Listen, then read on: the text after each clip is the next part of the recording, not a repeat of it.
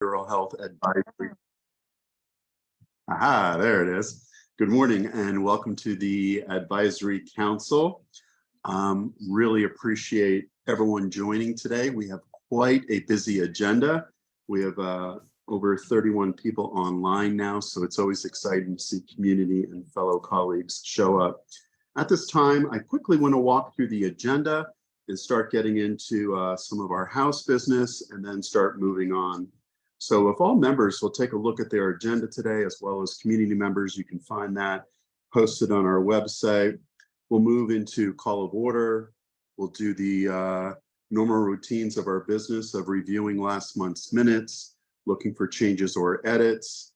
Then we're going to move into something we started talking about in November. The Advisory Council has some liaison positions per statute, and we're going to make some votes today on some members that would like to be liaisons to some of the other councils, so that way we can work together and there's some blending and braiding of the minds and communication. Next, we're going to hear from Tasha Connor about our government's committee report out. We'll spend about 30 minutes on that. There'll be some public comment during this time. Summer will be doing the commissioner's briefing. Our commissioner is out on leave right now, and we wish her well and welcome Summer. We'll talk about crisis services and prevention. We'll talk about universal contracting provisions. What is it? We'll take a break then. Then we're going to move into the BHA workforce development updates from Wendy Zimmerman, grant opportunities, peer support steering committee, quality collaborations. Then we're going to move down to Ryan Templeton, everybody's favorite, for BHAAC's yearly report. What is it? Discussion, how to approach writing it. And that's also including another favorite person that we have, Angelina, our liaison. Good morning, Angelina. And we'll start talking about BHAAC work groups and what work groups mean and how to get those started. And then we'll take a look at public comment and then we will close. So that's your agenda today. Please let us know if you're having any problems finding the agenda and we can get that into the chat box for you. At this time, I'm going to go ahead and ask for roll call. Okay, so Bob, our chair, Raquel. Present. Great. I know your Zoom is causing you problems. My Zoom is crazy. Good morning. Jesse. Dr. Oberly. Here. Nora.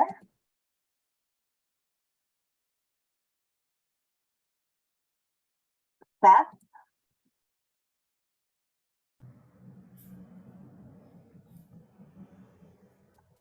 Dr. Kayron Lee.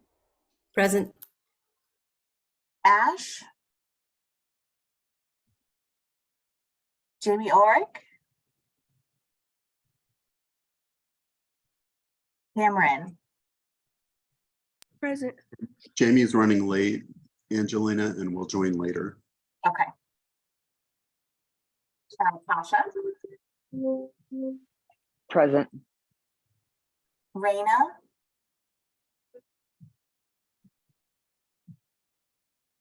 Catherine.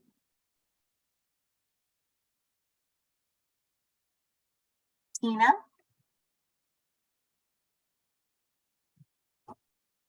Carolyn. Maria. Here. Dr. Rob.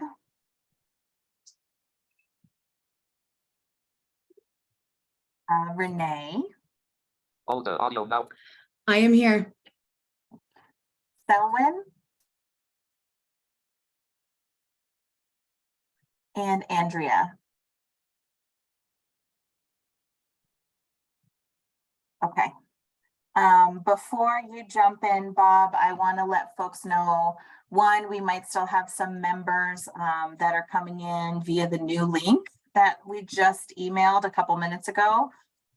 So if we don't have quorum, we might need to do another roll call before we do any votes. And folks, I want to apologize on behalf of the BHA. We had some lapses in our internal processes for ASL interpretation today. So unfortunately, we don't have any ASL interpreters. I apologize. We will do our hardest to make sure that those are booked far in advance going forward, and we will make sure that they are here for the future BHAAC sessions. Please reach out to me, Angelina Callis, via the chat or email if there's anything that I can do to support your participation, not having the interpreters here. Okay. Is it possible, if there is a request, that the ASL interpreter can help outside this meeting to make sure that all members have equal access? Yes. Do you mean if someone wants to watch the recording and get an interpretation? Yes, ma'am. Yep, absolutely. They can reach out to me. All right, perfect. So members, there you have it, that are looking for that accommodation. Please reach out to Angelina and we can make sure that ASL takes place, and we'll do our best today in today's meeting. Thank you for the heads up, Angelina. We appreciate it. Some housekeeping items. So BHA has some really long-standing standards.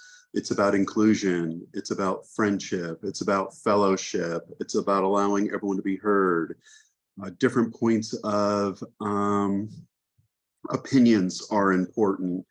We're building from the ground up. We're working together to make a behavioral health system that is inclusive and respected and has access to all. And when I say all, that's throughout all of Colorado, mountain, rural, and frontier.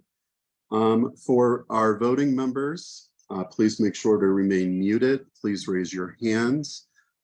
Please keep your comments concise and brief, so that way we can have a rich conversation and everybody gets an opportunity. So if you have a tendency to be long-winded, like I can be, try to hold back some of the wind today, so that way we can have equal access to everybody. And make sure we follow our group agreements that we made months and months ago, which is respecting one another and our fellow community members during public forum. Next, I'd like to draw our attention to the minutes from the previous month. So please take a minute to look at the minutes.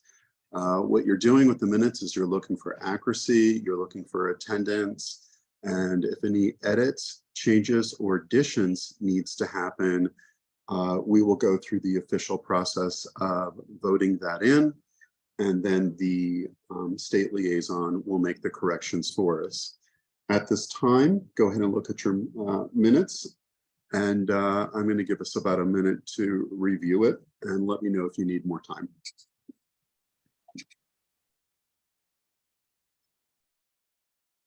Just so folks know, Carolyn is here and Rob is here also, Dr. Rob. If any of our members are not in the panelist area, please put something in the chat. Even if you do it to everyone, I will make sure that you get, this is gonna sound bad, but upgraded into the panelist like status for the Zoom meeting.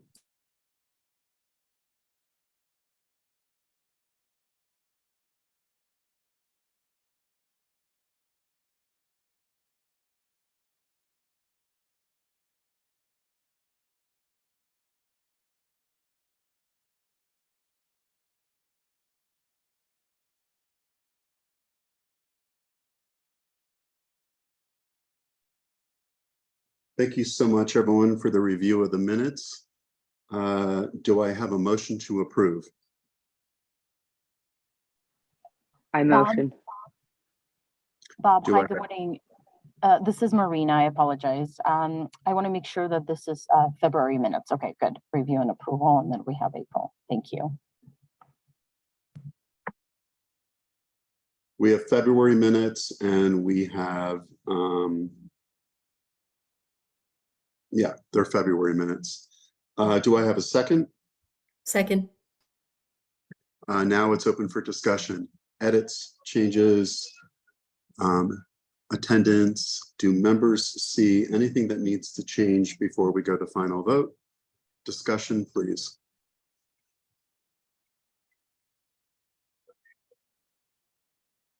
I'm hearing no changes or discussion. Motion passes. The minutes will be adopted into the official record. Thank you, everybody. Raquel has her hand up. Sorry, I cannot see hands today, so please let me know. Raquel. The only thing I have, sorry, I'm driving. The only thing I had is the incorrect spelling of my name throughout the document. Okay, thank you, Raquel. I apologize we didn't catch that. We'll get it fixed and repost. Are there any other amendments Thanks. from members? And please let me know if someone has their hand up. No disrespect. I'm having problems with my Zoom today. All right, with the additional change in discussion, motion passes with the correction of Chairperson Raquel Garcia's name to be spelled correct throughout the entire document. Motion passes. Thank you so much, everybody. We're on the part of the agenda where BHAAC members, we had a conversation actually in November, and it's taken some time, and we've kind of gone through a lot. We've had a lot of emergency minutes. We're finally circling back. And if I could give us, what this next piece is about, just to refresh everyone's memory, in statute for our advisory council, we are to have liaisons to other BHA councils and task forces. And what a liaison does is it shares the information from one to the other, and we do reports out to make sure that we are in sync and that we are working collaboratively, and that we are making sure that what one task force is doing, another task force doesn't need to take it up, that we could collaborate on that work. So we put an email out, and we had a conversation about who is a natural fit. This will be a 1-year appointment to these other councils. These are the members that have expressed interest. And again, we'll be going through a different process as we vote into our bylaws. Today is really getting us to move forward. This will be more of an official process moving forward. So please forgive the informality until we vote in our bylaws. That being said, the Behavioral Health Planning and Advisory Council, we currently have a member, Tasha, who is seated on that council and that council oversees and makes recommendations of prevention, mental health, and substance use block grant funding. At this time, I would like members to either have discussion or for someone to put a motion on the floor to approve Tasha to the Behavioral Health Advisory Council.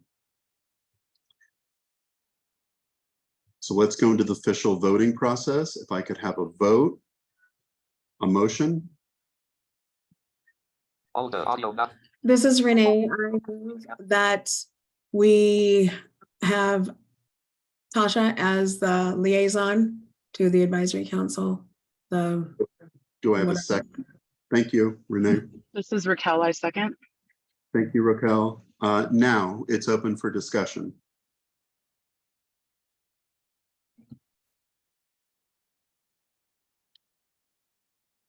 I'm sorry, I can't see hands. I only see our slide deck. Are there any? Can Tasha give us a brief introduction of their role here and what qualifies them besides being seated on the council? I think for public comment that's important to just have a little brief bio why we're doing this. So all members that we'll be going through today, which is Renee and Dr. Lee And Tasha, please, when I give you a shout out, if you can give us a brief CV on why you asked to be on these other councils based on your experience for public record, that would be fantastic. Thank you, Seth. Tasha? Tasha Conker here, they, them. Oh, wow. I don't even know what to say. My passion and my drive to make sure that there's transparency and accountability all the way around on all aspects, that wording and the documents are transparent and clear, and that there is care and access to everybody, including people in rural areas that have those barriers that hinder them from getting the care. Yeah, I am really nervous right now. So it's just my passion and my soul's passion and desire to make a change for a better Colorado, for access to care for everybody for generations to come. Tasha, what subcommittee do you sit on BHAAC? I'm kind of caught off guard by this, so I don't really have everything like in order. I'm really nervous. Sorry. I wasn't really prepared for that. I'm not too sure on that, and I apologize for my not knowing on that. So I apologize. I know lived experience, that is where I sit with a lot of these councils. I share a council seat with Tasha. I'm on the treatment committee. Tasha's on the recovery committee. Okay. She has been a valuable member of BHAAC on the lived experience. On that task force, we call it the Recovery Supports Subcommittee, making recommendations to the block grant. So thank you so much, Tasha. Is there any other questions for me and or Tasha before we officially ask for a vote? I would also like to thank Bob for refreshing my memory. I've had a lot going on with volunteering and stuff like that. And so thank you for refreshing my memory on that. We got you, Tasha. Thank you. Any other further discussion? At this time, by using your electronic hands, please go ahead and move to electronic vote. Do you have to have quorum to make a vote? We have quorum. Do you have to go through roll call again? Angelina? Yeah, Carolyn and Dr. Rob did join, so I haven't heard from anyone else that they're missing or not in the panelist section. Thank you, Seth, for checking in. I think we're good.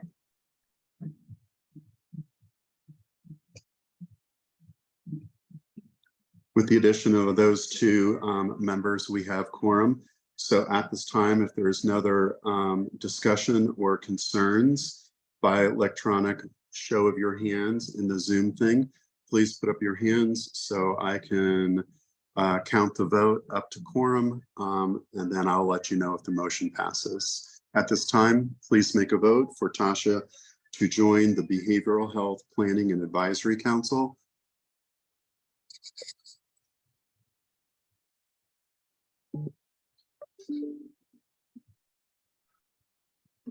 This is Dr. Oberly. I vote yay.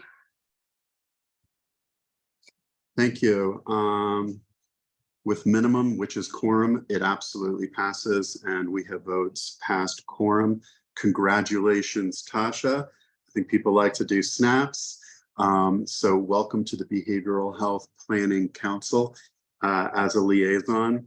For all of the liaisons moving forward, I will get with Angelina and Raquel and we'll send official letter to those chairs welcoming our person to be a liaison to that task force and make it official with a nice welcoming letter to the other chair. So letting them know that we'll be start collaborating as part of our statutes and our rules. So very exciting. We look forward to having you over there, Tasha. Congratulations. Thank you. And I apologize. My my thing cut out, my internet cut out as soon as you guys said that. So thank you so very much for everybody that voted. And I will be the best liaison to my ability. Thank you. And we'll get all of the liaisons together and talk about their responsibilities and get that outlined a little bit more in our government process. But it's time to get things moving forward. Next up is the Mental Health Advisory Services and Standards Rules Task Force. And we already have a seated member from what I understand. This has been a few months old since we went through this conversation. So would like to appoint Renee. So let's go through the official process so Renee can get to this discussion part of this. Is there a motion to put on the floor for Renee to be the liaison to the Mental Health Advisory Board and Services Standard Rules Committee? A motion, please. Tasha Conquer, I motion. Do I have a second? Second by Dr. Oberly. Thank you, Dr. Oberly. Renee, at this time, could you please go through your CV and talk about your interest and why you would like to be a liaison for members and community about the Mental Health and Advisory Board? Hold the audio now. Okay, first of all, I thought I was for the youth one, but that's okay. I can do this one.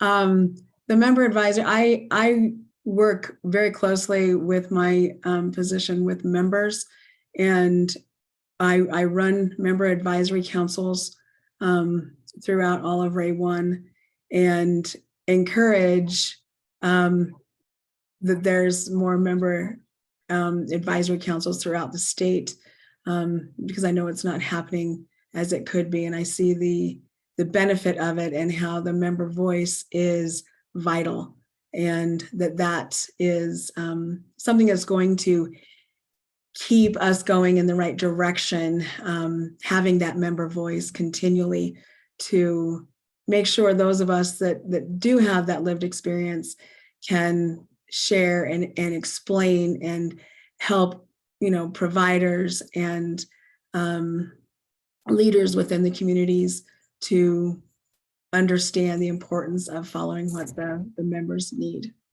So there you go. Thank you so much for pitch hitting that, Renee. Are there any questions or open discussion that people have for Renee before we move to vote? Yeah, just quickly, Renee, is this something that you really want to do, or you're not being like forced into it or like coerced into it? Like, is it something that you really want to do, or would you prefer to like go to the other panel for like a vote or something? Like, do you want somebody else to serve on this like liaison committee? Thanks, Seth, for that question. My passion is with youth, because I do have lived experience with foster care, adoption, and the problems with the systems with children with substance use disorders and behavioral health issues. But I do also am very passionate about member engagement. So ideally, I prefer to be on the youth, but I would take this one if the youth is going to be filled by someone else.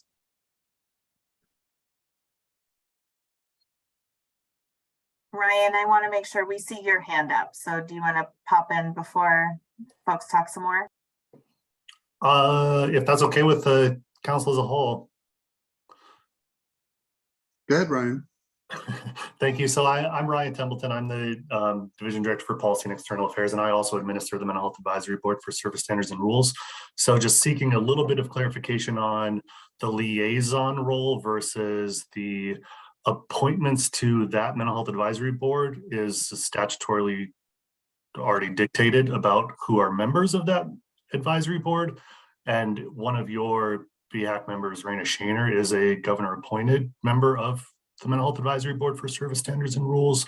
So first off, just want to throw that out there, but also would love to have, an every month guest that represents BHAAC as well to come and liaise with that group. But just want to make sure that we are clear on what roles and expectations across these two entities are, which I think would also go with BPAC as well as the Children Youth Mental Health Standards Advisory Board.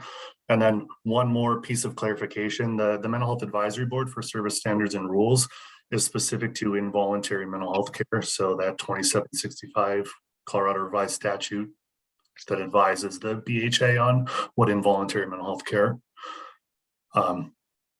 standards look like for individuals throughout Colorado. So just adding a little bit of more context to what that board is. Thank you, Ryan. We do have that Raina was a governor appointee. So this is Renee. Hi, Renee. If Rena is on there, wouldn't it be advantageous of us having her dual the role? I did not. Or would we have to have a separate liaison? Can she do both? I mean, would it be double duty, or is it, if we were to have two, is that putting a lot from the BHAAC there? Raina on today, Angelina? No. Okay, the only concern was I didn't get an interest email to Raquel or I that Raina wanted to be appointed as the liaison. So we are only responding to people that responded to us by email saying that they would like to join these as liaisons. We've not heard from Raina, and I've reached out to Raina months ago. So if that helps how this process worked. I'm wondering if folks are okay if I make a suggestion, because I know we have a real tight agenda today, like you said, Bob, and we had planned for this to be 5 minutes, which obviously we needed longer. So I'm wondering if this specific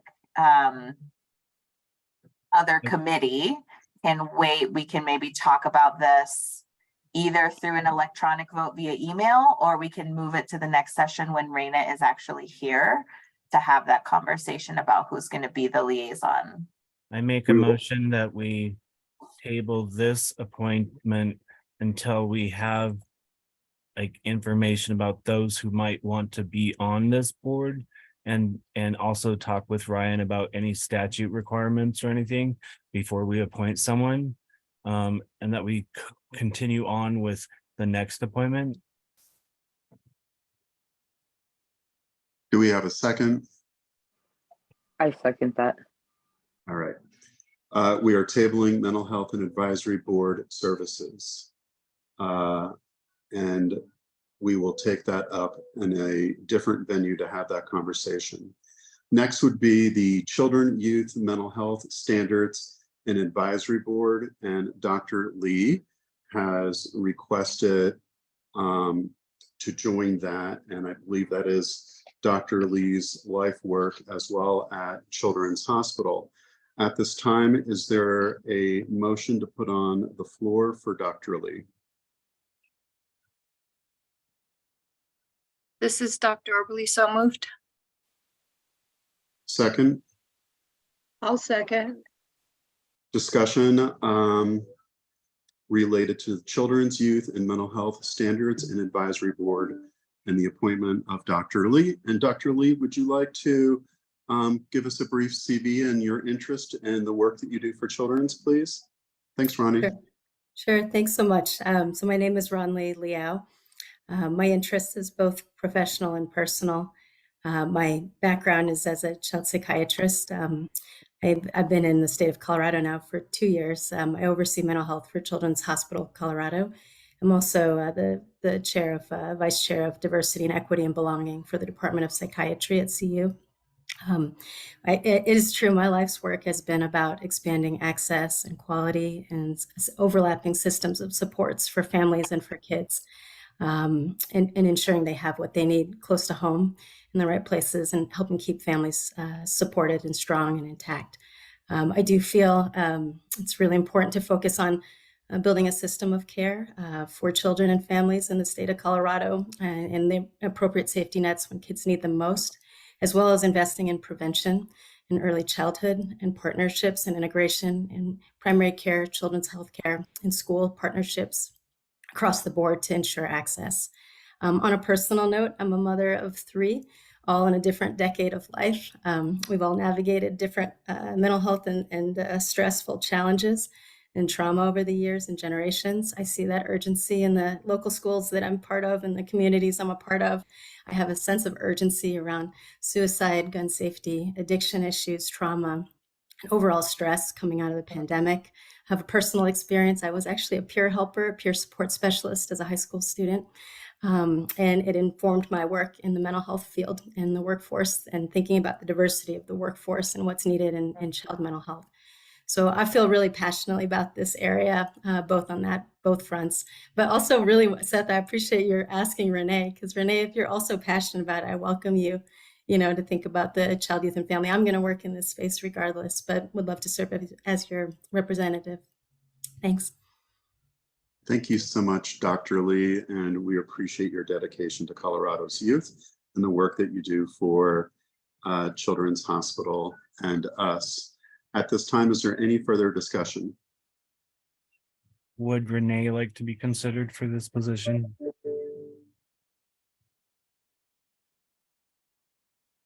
Hold the audio now on. I would, but I have lived experience and I don't have any professional experience working with youth. I don't work at Children's Hospital. All I know is the systems that work and don't work. The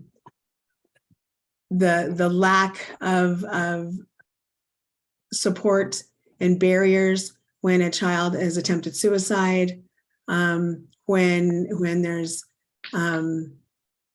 criminal justice involvement, and the lack of mental health availability when that happens. And to see it continually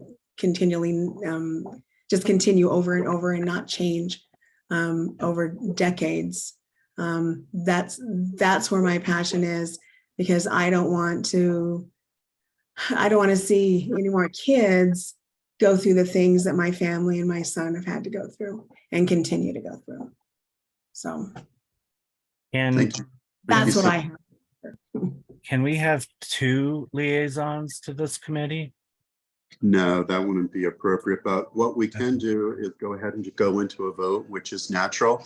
And I would like to remind everyone that this has been an unofficial process until we can get moving, and these are 1-year appointments. But let's go ahead and just do a natural vote. At some point, both people will have an opportunity to serve. 12 months goes pretty quick. But in the interest of time, let's go ahead and vote. We'll first start with Renee by show of hands to appoint Renee to the Children's Youth Mental Health and Standards and Advisory Board. Please show of hands.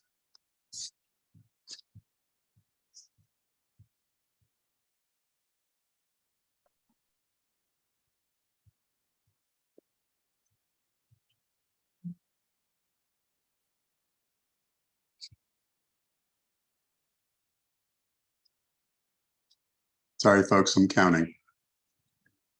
So I have 5, Bob, including Maria in the chat. I have 5. All right, if you will all please lower your hands. Going through our democratic process like we're supposed to. Hands are lowered. Now let's put up hands for Dr. Lee.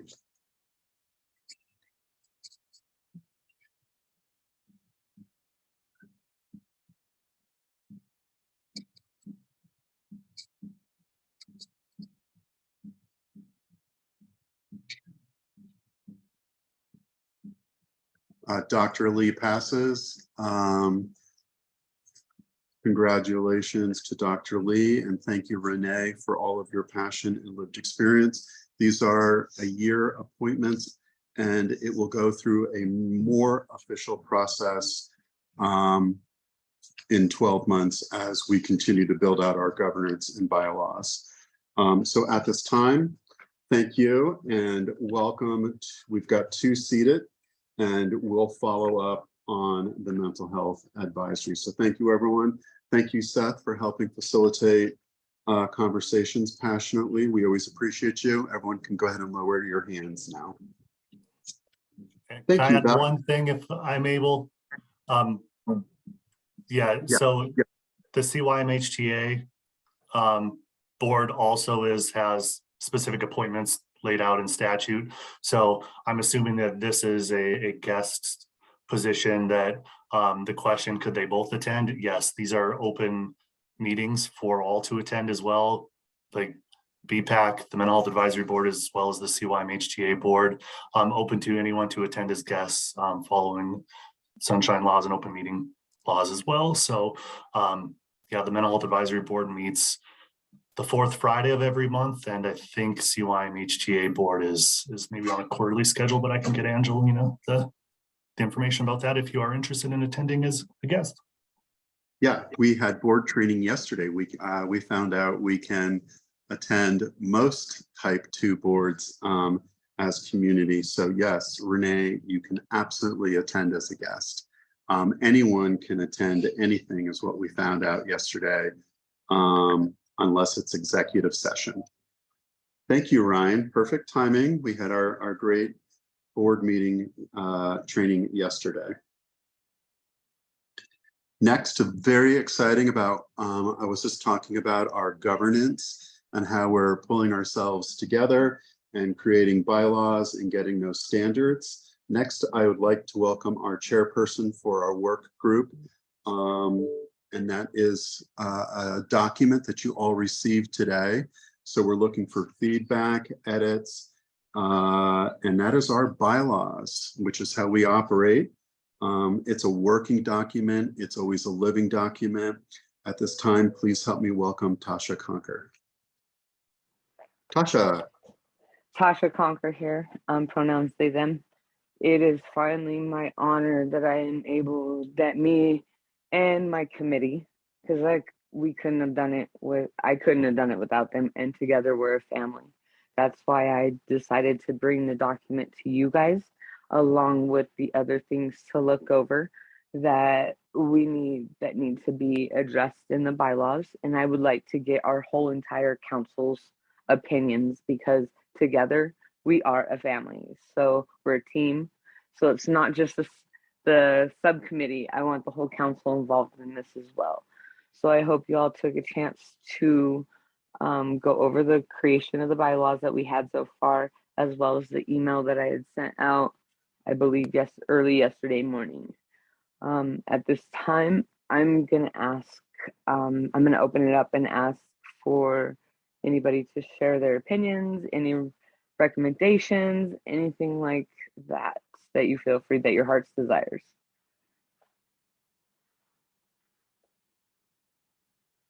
And I also want to apologize that it didn't get brought to council in August or in April, our April 24th meeting. That was my goal, so we could have these already adopted in by this meeting, but that didn't plan out. So I apologize about that. So now I'm going to open the floor.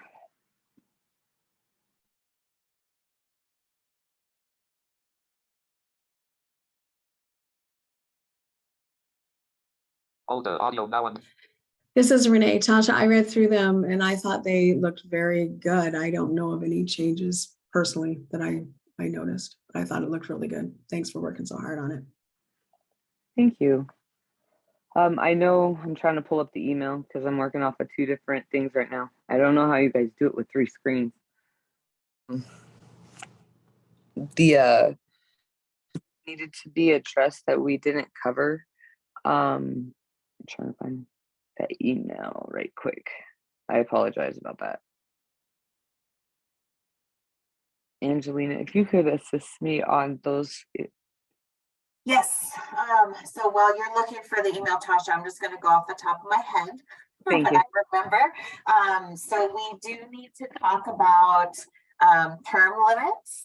And I think the board training was actually really helpful for this yesterday. So folks, if you missed that, don't worry, I am gonna send out the recording to our BHAAC members. But I think we missed that piece, right, Tasha, about what are the term limits for members? What are the term limits for chairs? And how are we going to elect chairs going forward? So those were a couple of the things that you and I had talked about. I got the document, so I'm prepared now. Thank you for covering me on that.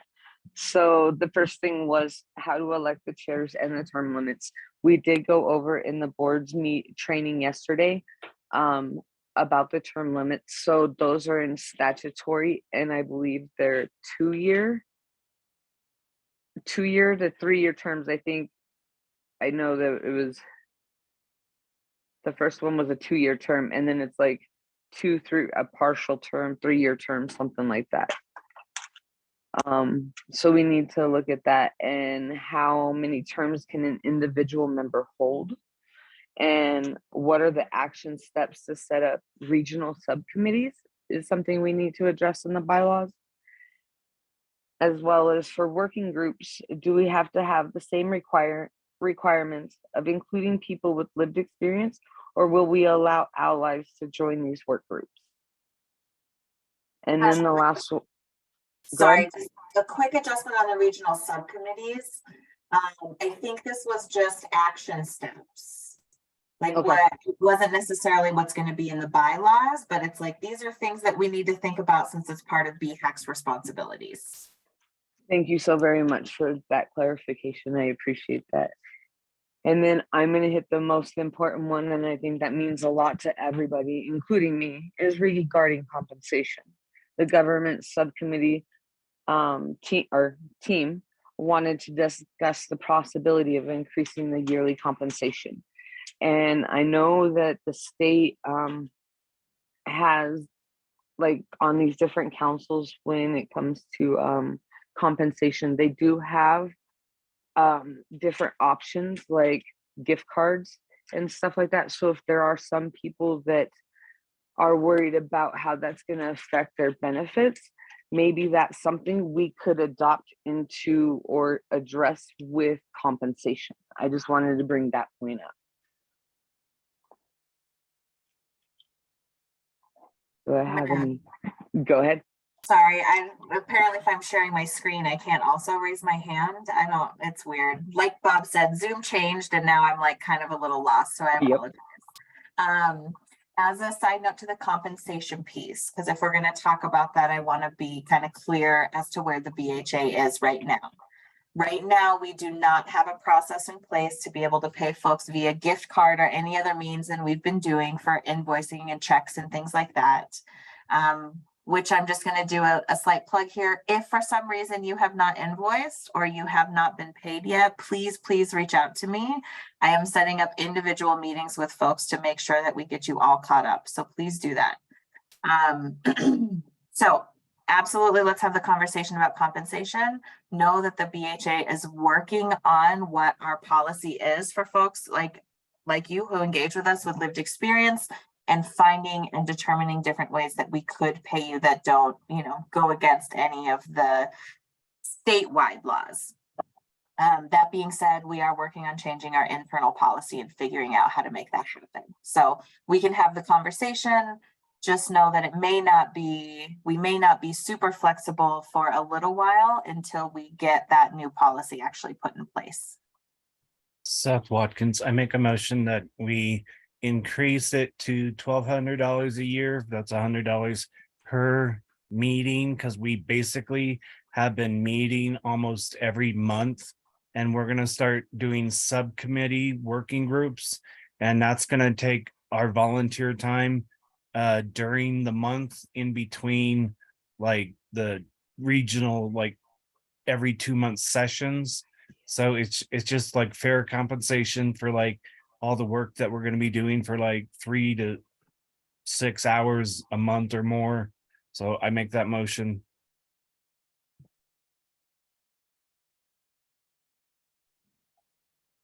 Can I second that emotion? I'm going to put the motion on pause and I want to get clarity from Angelina. Is this something that we can move to go to a parliamentary process that we're going through? Or does this have to go back to the BHA to look at budgets before we vote on something that there may not be budget for? Can you advise me if I should go through parliamentary process right now, or should this be on hold? So I think if folks want to vote today, what you're most likely voting on is a recommendation that the BHA increases your compensation to $1,200 a year. I can take that recommendation and put it up to leadership, and then we can look at budget and do all that. Now that we've had the conversation, I can also do that without a vote because we've talked about it. But it's up to you what you'd like to do with that. Seth, I do want to. Can I Seth, add, Tasha? Sorry, Bob. I just want to add something right quick. I do know that it says in statutory that it is under, that it does already say $600 per fiscal year. So I'm not sure if we would have to go back and change, like do that in statutory. I just wanted to bring that up right quick. Are you talking about the bylaws, Tasha? It says in the bylaws it's $600 that they put out in the very beginning when the statutes and all that came up. but that's split between 2 years, so it would be 1,200 because the budget starts July 1st. Seth, would you make an amendment saying that it's a recommendation coming from advisory council? If you can just change the language to a recommendation, and then if I could have a second, and then we'll go to vote on it for Angelina. I do change and amend that it be a recommendation, as we are an advisory council. And I am asking, like, are we to advise the BHA leadership to consider this? Okay. So the motion on the floor is a recommendation to increase payment to a yearly amount of 1,200. Do I have a second? I second that. Tasha Conker. Thank you. Is there any further discussion?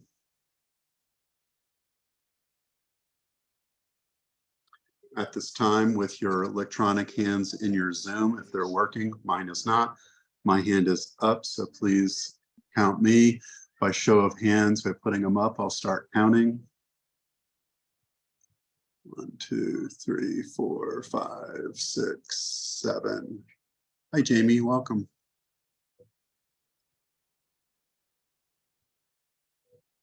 This passes with minimum of quorum. So the recommendation, Angelina, is yours to take back to leadership. Thank you so much for supporting BHAAC on this issue. Tasha, it's still your floor. What else do you have? Tasha? Who did somebody say my name? This is Marina. Yes. Hi, Tasha. Yeah, I'm so sorry. Go right ahead. Go right ahead. Thank you so much. This is Marina Borisov. So technically, I believe according to bylaws, since this is a report out on the sub-governance committee, we don't necessarily need to make a motion on every edit and or recommendation that the council is making on this document. Essentially, this is a report out on the document, and then if the council has any feedback and or suggestions, then we can take this back and kind of digest this in the sub-governance committee. I would assume we might have, 5 or 7 recommendations, for example, and so we don't have to vote on all of them, but they could simply be recommendations and kind of decisions that we take this back to the subcommittee. Okay, thank you for that recommendation. I know that is it Dr. Rob Archuleta? I can't see hands. I can only see, and so let me open the floor for Dr. Rob Archuleta.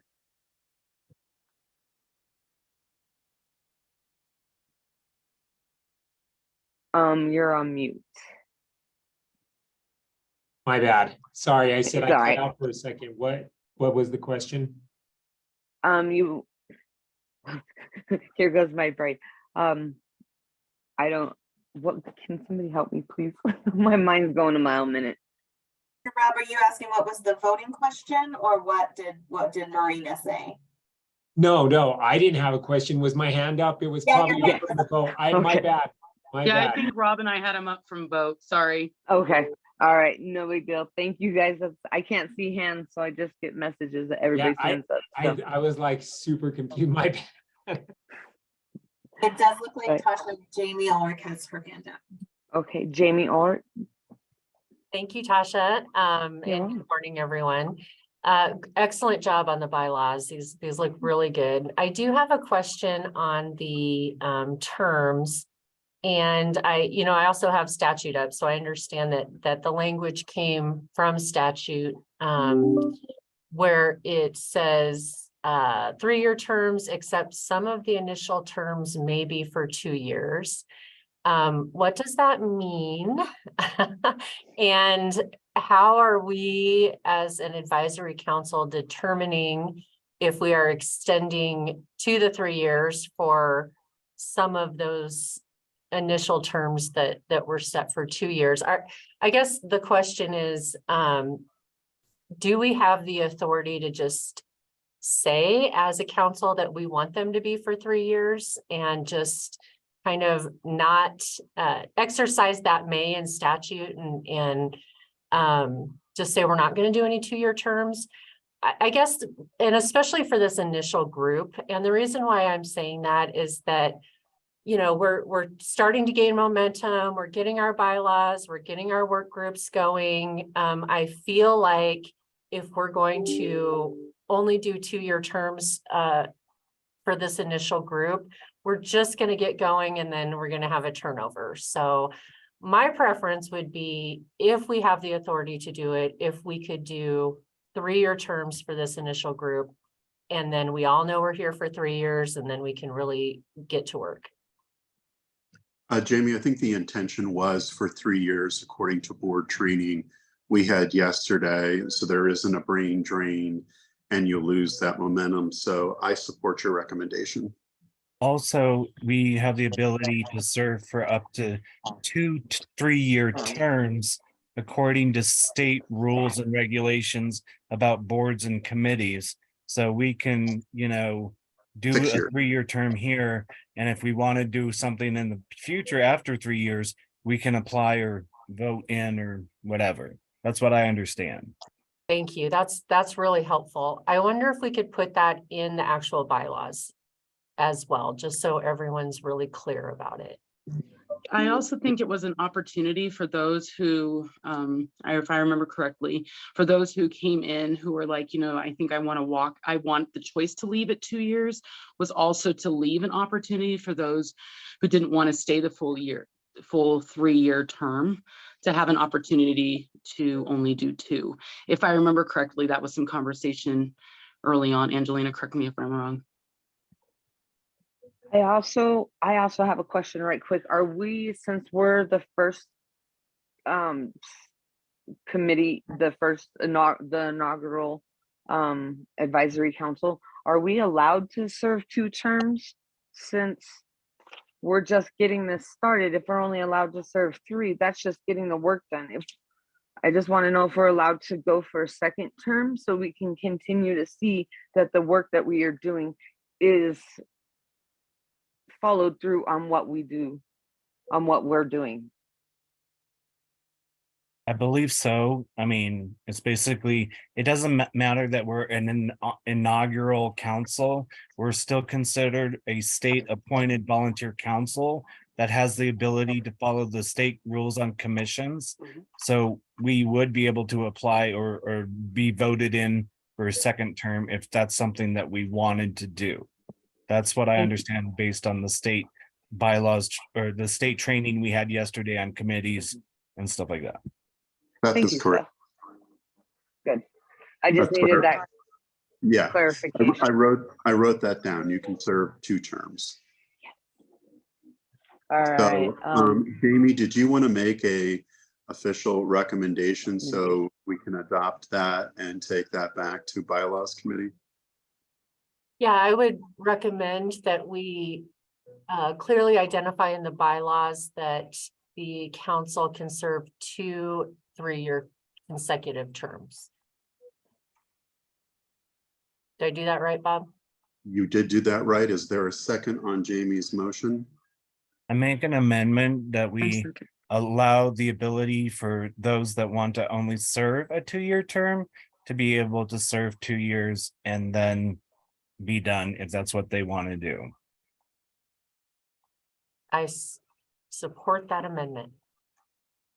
So there's an amendment to an amendment to an amendment change. What those are is we are going to have an amendment that says you can serve 2 consecutive 3-year terms. And at the mid-year mark, or excuse me, at the 2-year mark, if you so choose to tender your resignation, then at some point our recruitment committee will start looking for a replacement to that seat. So that's the amendment. And that would be considered a partial and then your regular term, correct? If they're only serving, if they don't want to serve a second and we vote somebody else in, that's considered a partial term, and then they can serve their other terms on top of that, correct? So if someone exits at 2 years and someone else gets appointed, they would start actually a 3-year term unless they choose to leave it 2. So that way things are kind of staggering if you see how it is. So that way there's always kind of freshness, but everyone always has the right to serve 3 with an exit at 2 is what we're saying. Okay, thank you for the clarification, Bob. So that is the amendment. You get 6 years, you can leave at 2. In a nutshell, please go ahead and put your hands up if there's no further discussion on that, so I can move us along to other things so Tasha can finish her section. So by show of hands for this amendment change for the bylaws committee, vote now. And Marina, I realize I'm probably not supposed to be doing that, but I'm trying to be inclusive and get everyone's opinion on this. So I'm probably going a little overboard. No worries.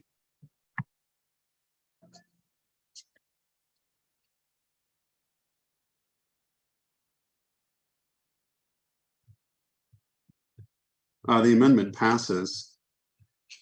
Tasha, what else would you like to discuss today with advisory council? Tasha, are you? Oh, go ahead. Real quick. Yeah, take it away. Help me. Thank you. We're a team. So I just want to point out to folks, and maybe this is bringing up something that we need to make sure we missed, or we need to make sure is included in the bylaws. Any member can resign at any time. There isn't a requirement that you fulfill your 3 years or 2 years or whatever the term is. So I think that's important to note, given some of the conversations we've been having around supports for BHAAC members as you're in this role. So I don't know if you folks want to talk about that, but I think that's important to bring up. And Bob, you had made a point, which I think is an important one. If all of the initial members do 3 years, then essentially we'll be losing all of the historical knowledge of the council at one time in 2 more years. So I'm not sure, you had talked about kind of staggering folks coming in and out. That's not to say that y'all won't do a second term, because that could totally happen. But also, right, something for us to think about as we say, every single person is going to do 3 years all the time. So.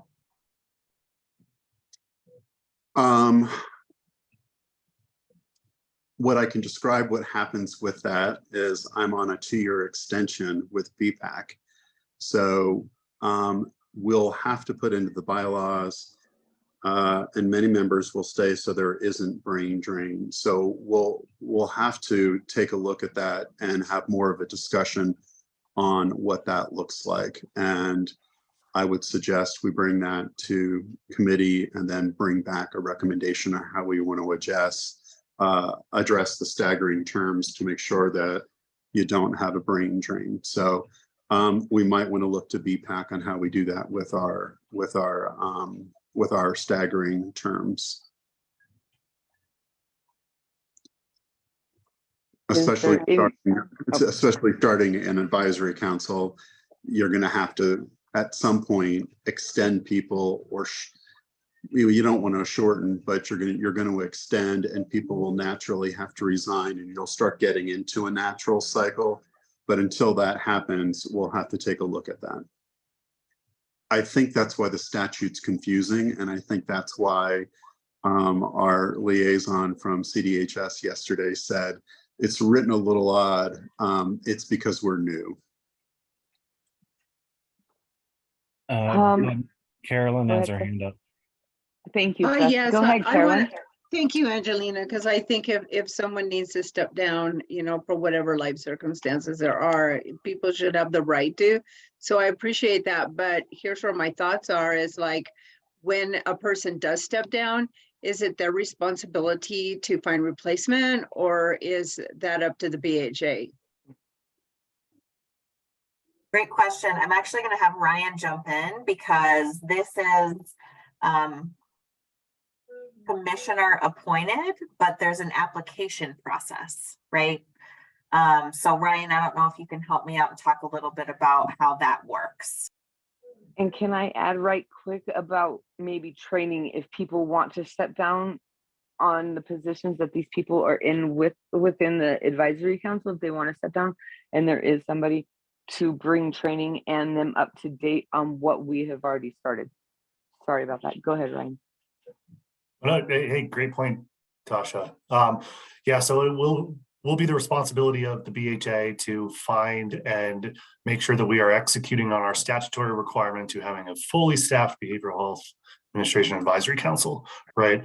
I think part of the flow and process needs to be that what does the receiving the applications and reviewing the applications and potentially even going back to BHAAC as a whole to make recommendations to the BHA about what appointments look like. That's what we do within the Mental Health Advisory Board. Is that it's my responsibility to reach out to folks, say, hey, we have these seats open, apply here, apply at the governor's office, boards and commissions. As soon as you get it, let me know. So I know that you submitted your application, and then I bring those to the Mental Health Advisory Board. We review those and come up with who the board thinks would be best, but ultimately it's still the decision of the BHA to make the recommendations about who actually gets formally appointed. That was a little bit different because it goes through the governor, but same flow and process with ultimate decision coming from the commissioner of the BHA.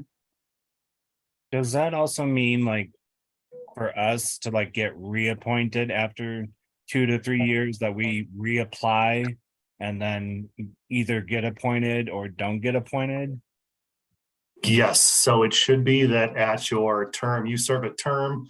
Hopefully your initial appointment said like, hey, Seth, you are appointed to BHAAC to serve a 3-year term that starts this date and ends this date. That would have been ideal. I didn't see any of your recommendation or your appointment letters, but like that would be the date that you would have to go through the formal application process to serve your second full term. Right. So it's not just an automatic that, hey, I give you a thumbs up, I want to serve my second term. It needs to be a formal process of reapplying. And you'd be eligible for a second term, is how most boards work. So Ryan, if I understand correctly, there wouldn't be a work group like we have with BHAAC, which would be the recruitment committee. So this is something that the BHA takes upon themselves and shares the recommendations, correct? Yeah, with the state law requiring the BHA as the entity responsible to make sure that there's an execution of this state law. With BHAAC, it's federal law requiring it, so it's a little different. I think our state law is a little funky. Start looking at federal law, but yeah, so very clear that it's us that the BHA that is fully responsible to ensure that the BHAAC is fully operational and has active members. 15 to 20, right? So it doesn't have to be the full 20 every time, but as long as we're in that sweet spot of between 15 and 20. But we can have a recruitment committee that recruits people, takes them through the application process so they know how to submit the application, and then recommend them to the commissioner as like what we think would be a good appointment, correct? Yeah, I mean, that's the power of an advisory body, right? Where it's about making recommendations, but ultimately the decision of the commissioner, right? You can make those. I think it would be fantastic if there was hey, what would a recruitment committee look like? What does an individual that is interested, what would they need to know before they even submit an application? And if there are those folks on the committee that are interested in participating in things like that, I think that's a fantastic way to kind of continue, and people can come as guests to attend meetings just like this to, hey, is this something for me? Before actually applying, which I think is a fantastic. I make a motion that we include that conversation we just had into the bylaws somehow, or to send it to the governance subcommittee to discuss it and bring back later.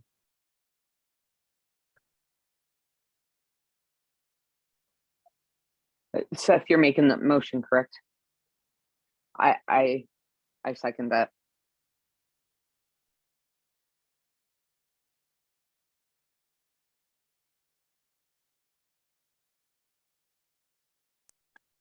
Bob, you had folks second, Seth first and Tasha.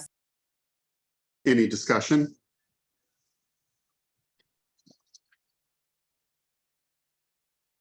All right, motion passes. All right, Thank you, guys. We are just about at time. Tasha, is there any last minute things you need for your governance committee before I move us on our agenda? I just need to know, are we going, should the governance subcommittee meet as our scheduled Thursday meetings that we have on record, so we can finish this document and have it done?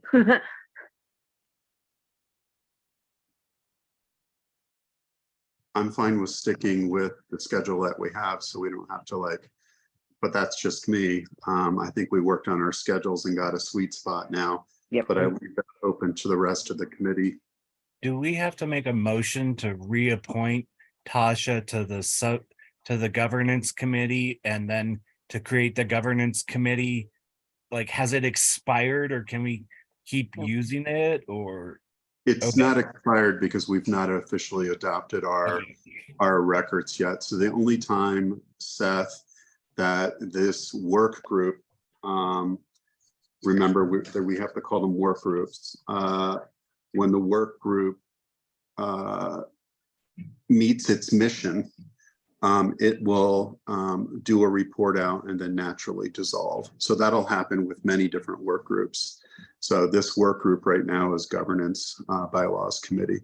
So it's still active, and the members are still active if they still want to be a part of it, why we fine tune these. And it sounds like Tasha wants to keep the meeting date and time set. Is that correct, Tosh?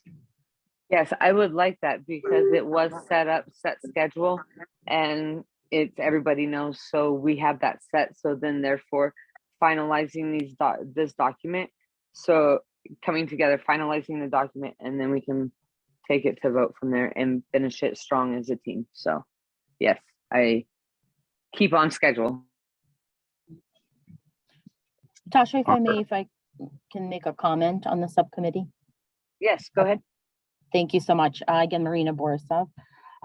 So the one, and I'm going to derail us for just like 2 seconds, if that's okay. I really want to make sure to draw the council's attention to this piece in the bylaws, as I want to make sure like if we're on the right path in that subcommittee on this piece, or if we really need to revise that.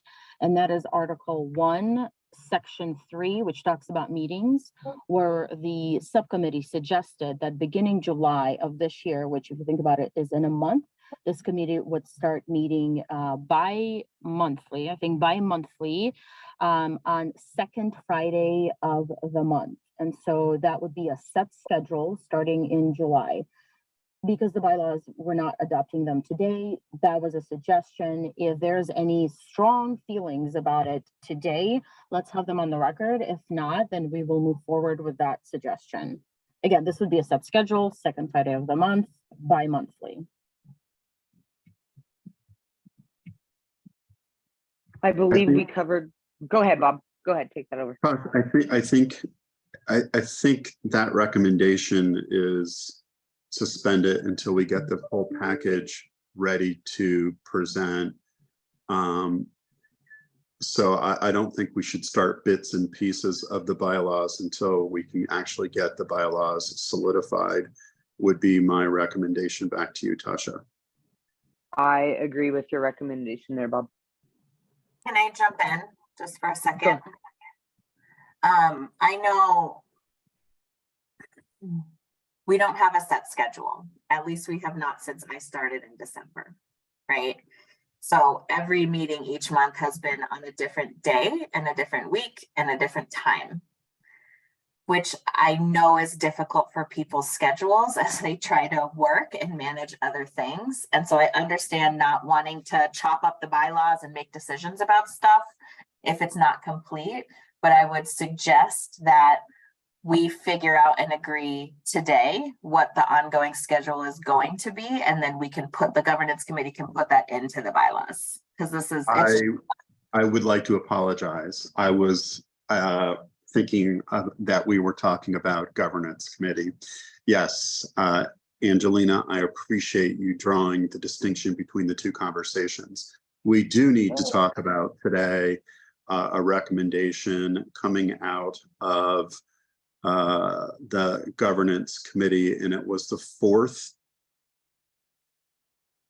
Thursday of the month from 9 to 12 to get BHAAC's schedule set for the BHA, the community, and for task force members. So I have written down from committee, it was the fourth Thursday from 9 to 12. And what meeting is this? The one you're in now, our advisory council meeting. So let me make that clear one more time. The recommendation coming out of Tasha's governance committee was to get a set schedule. The set schedule that looked like worked best for the BHA, and we had to look at the commissioner's schedule so we could have a commissioner's report, was the fourth Thursday from 9 to 12. Could someone put a motion on the floor to? Jamie Can we Ulrich do- has a Can we question. do discussion first, Bob? Well, in the rules, it would be put the motion, get a second, have the discussion, and amend it. So yes, we'll get to discussion. I just want to go through the Robin's rules. Could I have a motion, please? I make a motion that we make it the fourth Thursday of the month from 9 a.m. to 12 p.m. going forward to work within the BHA and the commissioner's schedule. Do I have a second? Carolyn, I'll second it. Whoops. Thank you. You're Jamie, good, open for discussion. That I am not going to be able to make that work. I have Metro Directors meeting and I'm the chair of that meeting, the fourth Thursday from 9 to 12. So I would not be able to attend the fourth Thursday from 9 to 12. I make a motion, we make it the fourth Friday of the month. I just want to point out, we need to find out what works for the commissioner around the commissioner schedule, because with these meetings, the commissioner is supposed to be present. So that's one reason why we were working, like that's what worked with the commissioner and pretty much everybody's schedules. Am I correct on that, Bob? The commissioner is part of statute and updating us. I make a motion that we recommend the fourth Friday to the commissioner to see if their schedule aligns with that from 9 a.m. to 12 p.m. We can help with this. So, because I'm looking at the commissioner's schedule right now, and I'll probably pull Summer to come in, and I see Ryan's hand up too. The Commissioner Barnes prioritizes this meeting. If what works for you folks is the fourth Friday, we will make that happen. And just as today, in the situations where she is not able to make it, Deputy Commissioner Summer can join. There are other folks that she can send in her stead, right? So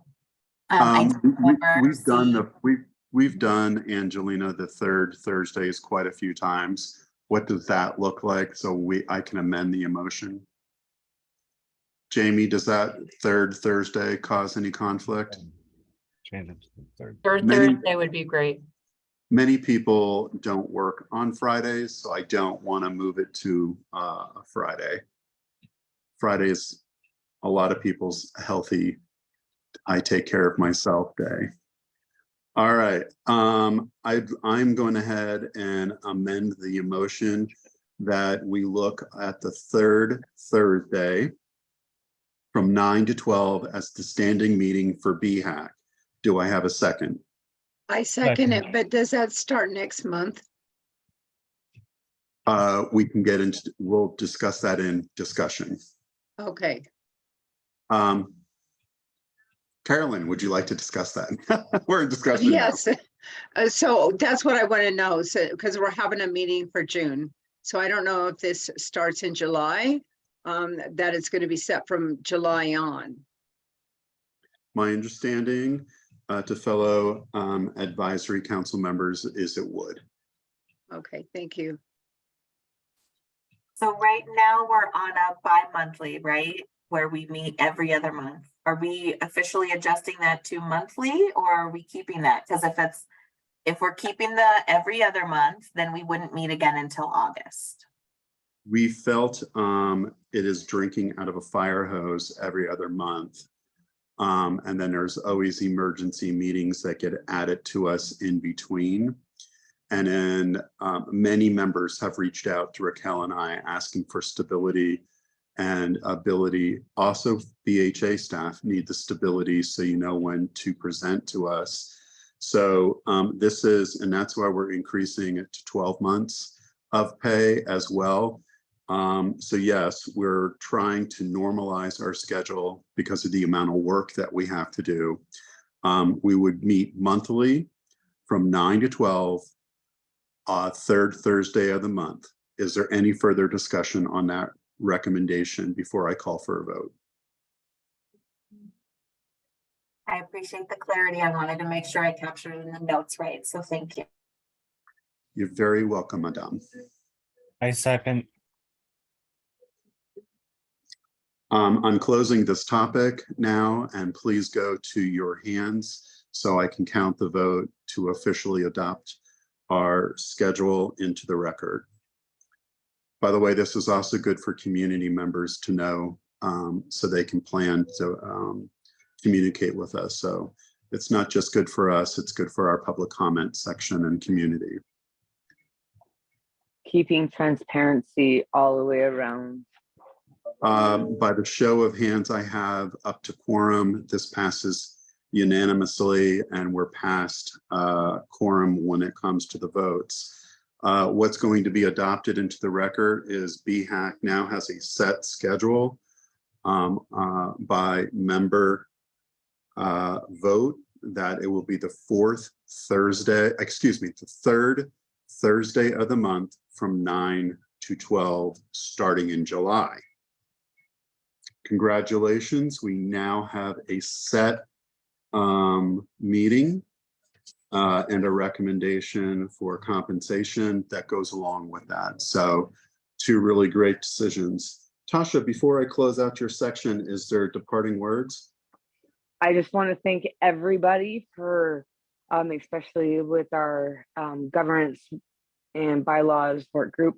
I want to thank all you guys for all your hard work, and also the advisory council for putting in your inputs and working with us. We're finishing as a team, and we definitely have made some headway, and we're showing the state. This just shows the state that we're on the forward progression. So thank you so much from the bottom of my heart. You're very welcome, and it's been great working with you. We really appreciate your leadership, Tasha. Thank you to everyone on Tasha's work group. We appreciate all of your efforts.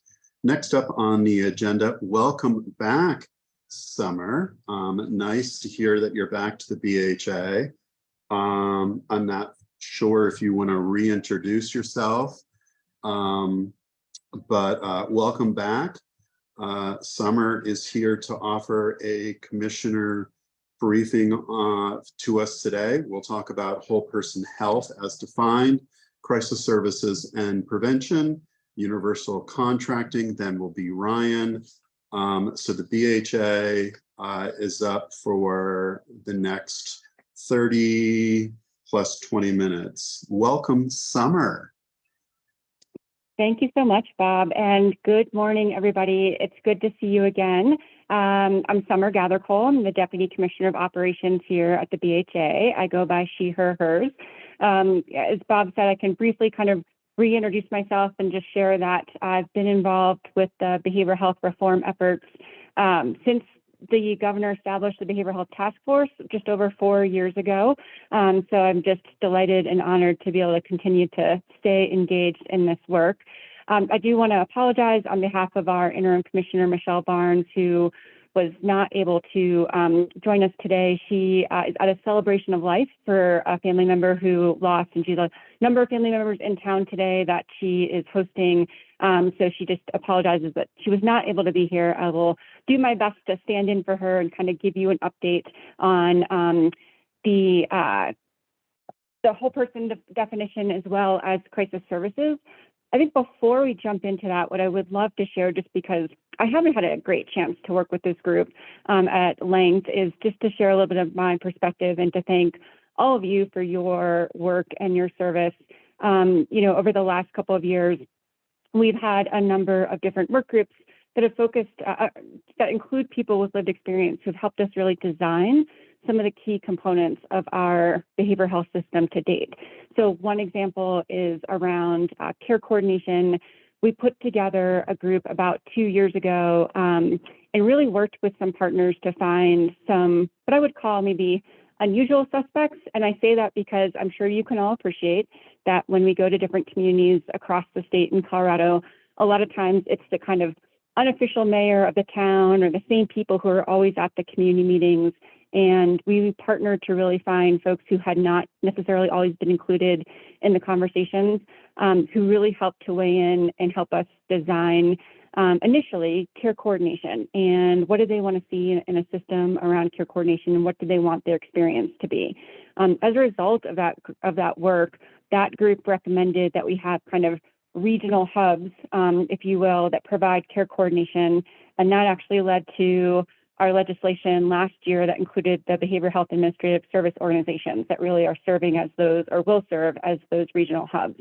So I share that because the folks that helped to design that idea around regional hubs helped us to get to where we are today and will continue to help us design the system going forward. And it's also a key role for all of you as we continue to work through care coordination and the behavioral health administrative service organizations.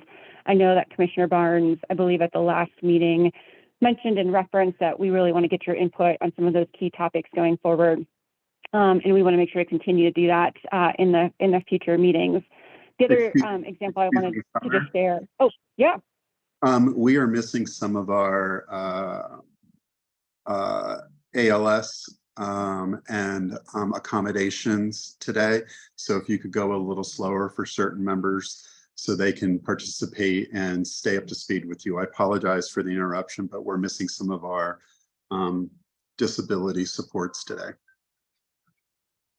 Thank you for the reminder. I do tend to talk very quickly, so I will try to slow down a little bit. The other example I just wanted to share with all of you is around OwnPath, and ownpath.co is our online provider directory that anyone across Colorado can use, can sign in and use. And the reason I give that as an example is because we had people with lived experience also help us design OwnPath and helped us kind of figure out what's the right questions to ask when someone visits that webpage. Instead of seeing a question around what's your problem. We have much less jarring questions and less stigmatized questions, things around what are you experiencing, and I think just softer language. And again, that is a result of hearing and working with people with lived experience to help us ensure that we have a website that's welcoming for all. And so again, just want to give those two examples to say thank you for your work, because it does and will continue to make a big difference, especially again going forward as we start getting into some of the programmatic side of the work in relation to care coordination, the behavioral health administrative service organizations, and things like our children, youth, and family operations plan, which I think you will also hear about in the coming months. So all that being said, let's go ahead and jump into whole person health. I referenced, if we go to the next slide, I referenced that the governor established the Behavioral Health Task Force back in 2019 and 2020. That task force identified 6 pillars that we need to have in place in order to ensure that we have a working behavioral health system in Colorado. As you, on the screen here, what we see is whole person care is one of those pillars.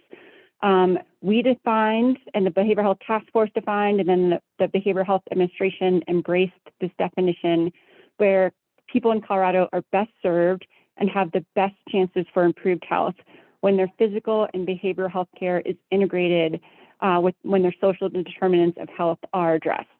And I think that's really important, because what we talked about within the task force and also within the Behavioral Health Administration is that people need to have access to all kinds of services, not just behavioral health services, in order to thrive in their communities. The task force probably identified a little over a dozen recommendations related to whole person care, and those included things like ensuring there's access to housing, working much more closely with the judicial system to ensure that we are diverting people from having to engage with our judicial system to get help, making sure that we have more high intensity support, wraparound support for everyone. So I want to share that this is a big way that we are thinking about our work within the Behavioral Health Administration. Obviously, behavioral health is in our name, but is much more beyond that. The other thing that I would share too is that our biggest proponent, our biggest champion for whole person care continues to be our Lieutenant Governor. She is someone who again and again comes back and talks about the importance of whole person care and ensures that it is always something that is top of mind for all of us. So I wanted to kind of give some of that background. If we go to the next slide, I wanted to share with you, and I know this is very hard to read, so I think when we send out documents after this meeting, we can send up a bigger version of this so that you can all see it. But I'll just kind of walk you through real quickly what is on the screen, which is kind of the behavioral health ecosystem as we have started to define it. So a lot of times you will hear about the behavioral health continuum, and that includes things like prevention, to integrated care, to treatment, to recovery, and there's a lot of different pieces in that continuum. What we did was take a step back and say, if we are thinking about whole person care, then we need to be thinking of it more than just that continuum. And so we thought about it as this ecosystem. So this graphic here, again, we will resend out, acknowledges kind of our ecosystem in a way that says we have root causes of behavioral health inequities and the work that has to be done to improve people's lives and advances whole person health is reflected here. So in the kind of left side of our graphic, where we have a couple of bubbles, at the top there, it's our social and institutional inequities, or inequalities, I'm sorry. So that includes the socioeconomic forces, structural racism, political forces, systems of power and privilege. And again, we want to call those out explicitly to acknowledge that those are the inequalities in our social and institutional systems. In the bottom circle there are living conditions. That includes the physical environment that someone might be in, our social environments, work environments, and service environments. so where people might receive care and shop. And then that center portion of the graphic is where prevention and health promotion and early identification and intervention exist. So that's where we start to address some of those root causes of inequities. And we involve, that includes making sure that we're focusing on education and outreach, as well as universal and different other types of levels of prevention, again, to make sure that people have access to the services that they need. The right side of the graphic that has the 4 different bubbles is where the levels of interventions and services occur to further address the root causes of inequities and to heal and support whole person health. So the center right circle there is early identification and intervention. That involves screening, assessment and diagnosis, integrated care services, as well as diversion and deflection away from our criminal justice systems. The top right circle there is our community-based services and treatment. That includes different levels such as outpatient mental health and substance use disorder treatment, wraparound services, partial hospitalization, and day treatment. Our next circle is around acute care and residential. So this is really where we capture the services related to withdrawal management, inpatient, residential treatment services, crisis services, step-down services, intermediate care facilities for individuals with intellectual and developmental disabilities. And then finally, our bottom right circle there is around the recover and relapse prevention. So that's where we're looking at supported employment, recovery support services, supported education, recovery residences. Again, this graphic here kind of reflects the ecosystem as we see it, acknowledging here's the inequities, and then also acknowledging the services that we want to make sure are available across the entire state in order for people to have whole person care. So I'm going to stop there. Seth, I see you've got your hand raised. Yeah, thank you, Summer. Seth Watkins.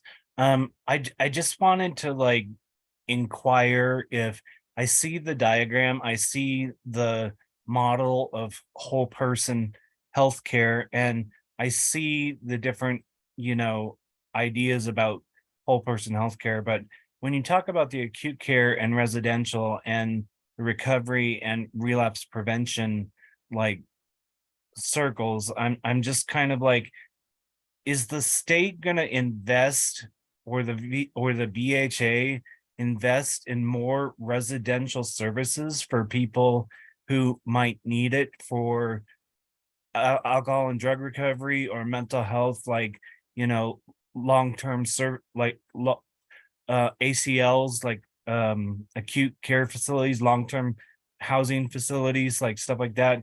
Because there's a shortage of I know there's a shortage of housing in Colorado, but there's also a shortage of treatment centers in Colorado as well. Is there going to be an expanded treatment center, 90-day programs or 6-month programs in Colorado? So Seth, I'm going to take an initial stab at answering your question, and then I'm going to turn to my colleague Ryan to help talk about some of the legislation that's been passed around residential support, because we have had some recent investments. What I will share with you, I know over the last couple of meetings, well, earlier this year and at the end of 2022, we talked about the behavioral health administrative service organizations that will now launch in July of 2025. Those organizations will be responsible for building out kind of this continuum of care, if you will, in their region of the state, which includes everything that you see here in the ecosystem. Now, it's going to take a while, right? I would not say that on July 1st, 2025, we're going to have everything that you see here on this graphic, but this is what we're building towards, right? So part of the role of the administrative service organizations will to be build out the provider network and ensure that services are available in their region. I know we've also made at the state level investments in group homes. And so that's where I'm going to turn to Ryan and see if he can talk a little bit about the recent legislation, because he knows the details better than me. Yeah, thanks, Summer, and fantastic question, Seth. Yeah, there was a few pieces of legislation, majority happened in 2022 that expanded the, hey, we need more residential places, more of those step down facilities. Yeah, and I can provide a more in-depth detailed approach in future meetings. But also I want to kick this back to BHAAC as a whole with the core duties of BHAAC with the, hey, like providing diverse community input on the challenges, gaps, and potential solutions. Like that's a core statutory duty of this council. And I would implore this group to really think about how do we address those, how do we identify those gaps, and what are some of those solutions that this group can make as recommendations to the BHA to improve those gaps, right? I have a part on the agenda coming up about the annual report and the requirement of BHAAC's inclusion in there. But I think this is an opportunity, and this is exactly the reason why this BHAAC exists, to make sure that, hey, we know it's, or we have an opportunity to hear from folks in the community related to what is needed. Yeah, we can fully do a full kind of rundown of past legislation over the last few years to get into the details of residential care and what the execution of that looks like. There has been some challenges even with what does licensing look like, right? So there's a lot of stuff going on within that, but hey, we are fully committed to providing this group with what they need to make those recommendations to us as well. In fact, I would add to that, Megan Shelton, if you're still on the line, I know that we recently hired a new staff person that is dedicated and focused on housing. And so Megan, do you want to talk a little bit about that person's role? Absolutely. Thank you, Summer.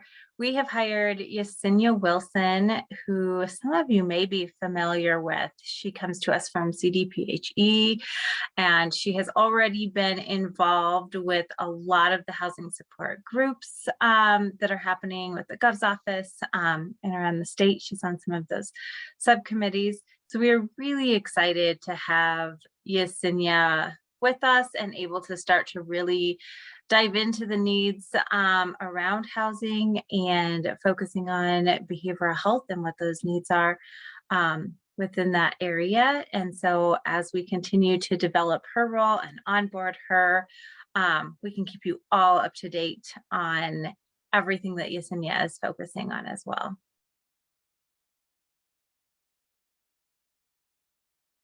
Great question. Thanks, Seth. And we have 5 more minutes left in this section. Okay, so I'm going to keep us going then and quickly talk through our crisis services. So if we go to the next slide, my understanding is that the BHAAC was interested in learning more about what crisis services look like in Colorado. And I'll share that our crisis services was developed as a result, unfortunately, of the Aurora Theater shooting that happened back in 2013. Our governor at that time, Governor Hickenlooper, decided to make more than a $30 million investment to ensure that we have crisis services in Colorado. This is I would say that our line here, our crisis call center, 844-493-8255, is kind of the first step into that people take into getting access to services. So actually, if we just go to the next slide, because I'm going to walk through these quickly. That crisis line is the statewide point of entry and can connect callers to the other crisis services that are available. What I would share here is the crisis line over the next probably year to 2 years will transition to 988, which is the national hotline that launched last year. What we found here in Colorado is that our crisis line is very well known, so we have not wanted to kind of walk away from that number yet, but we will be transitioning from the Colorado crisis line to 988 over the next year to 2, which we will continue to be able to have text and chat available. And I would just add here that there's always licensed clinicians who are available through the crisis line, and that we also have staff that are trained peers who are part of the crisis line as well. If we want to go to the next slide, this is just a little bit of our regions that you can see here. So administrative service organizations, ASOs, are the entities responsible for overseeing crisis services in their region. So these are the different regions here across the state that will be in place until June of 2025. And then at that point, in July of 2025, our new behavioral health administrative service organizations will start to manage and oversee crisis services, as well as substance use disorder services and mental health services in their region. But this is the current state of the state when it comes to crisis services, if you will. If you go to the next slide. And Summer, pardon the interruption. I just found out part of our presenters need to leave for another meeting. So you do have extra time now that other presenters needed to drop off. So please continue at your normal pace in your presentation. Pardon the interruption. No worries. Thanks, Bob. I will now slow down a little bit and not go through this as quickly. But we do have a number of walk-in centers across the state. And you can see listed here, we have a number in the Metro Denver region. We have one in the Northeast region, one on the Western Slope, and two in the Southeast region. What I would say is that over the coming years, especially as we establish the behavioral health administrative service organizations, we will be exploring how do we expand the number of walk-in center locations across the state so that people do not have to travel as far if they want to get to a walk-in center. These walk-in centers are available to all people in Colorado. They serve kids and adults, and this is really an opportunity. It's almost like if you think about urgent care for physical health, a walk-in center is kind of urgent care for behavioral health. So if you want to walk into a place and say, hey, I need to get some help, I need some services, this is where you could do it across the state. If we go to the next slide, we have a couple of other different components in our crisis system. These are not necessarily, I would say, accessed by the general public, if you will. As I said, the front door to crisis services is the call center, or people can also go to walk-in centers that I just reviewed. But reaching out to either the call center or a walk-in center could lead to a referral and transportation to other parts of the crisis system. So that could be crisis stabilization units or crisis respite. So crisis stabilization units are a facility for intensive behavioral health crisis intervention that someone can stay at for up to 5 days. This is, again, something that people could be referred to as a result of reaching out to 988, our crisis call line, or the crisis walk-in center. We also have crisis respite, which is temporary crisis intervention for people, children, youth, family caregivers intended to mitigate an immediate crisis. This is where the intervention is intended to stabilize the home environment while also providing clinical interventions and formally developing kind of an ongoing care plan and case management services. We do have a couple of locations across the state that are specific just for children when it comes to crisis stabilization units. So we do have that option as well. And again, that's an area that we will likely continue to try to expand. Seth, I think you've got your hand up. Just quickly, is there going to be investment in staffing of these crisis stabilization units for like psychiatrists and therapists and people that are needed to like prescribe medications and diagnose and treat? And I know it's hard to like get psychiatrists around the state or even around the country to like work in crisis places, but like, is there going to be like a Colorado investment from the BHA to expand these psychiatrists and therapists needs that we have, like for each stabilization unit? This is a great question, Seth. I can speak to that more generally. And what I would say is last year in 2022, the legislature passed statute that would included an investment in our behavioral health workforce of over $80 million. What we did at the Behavioral Health Administration was immediately create a plan on how do we want to invest that $80 million. That plan was released last September of 2022. And since then, we have been very busy trying to implement it as quickly as possible. So that plan includes things such as building retention grants for current people in the workforce that are granted to organizations for their employees. It includes expanding our peer support workforce. It does include looking at how do we provide advancement opportunities for people who want to start out in the behavioral health field and continue to grow.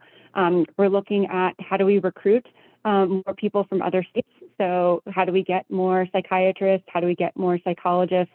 We know that there's a shortage here in Colorado.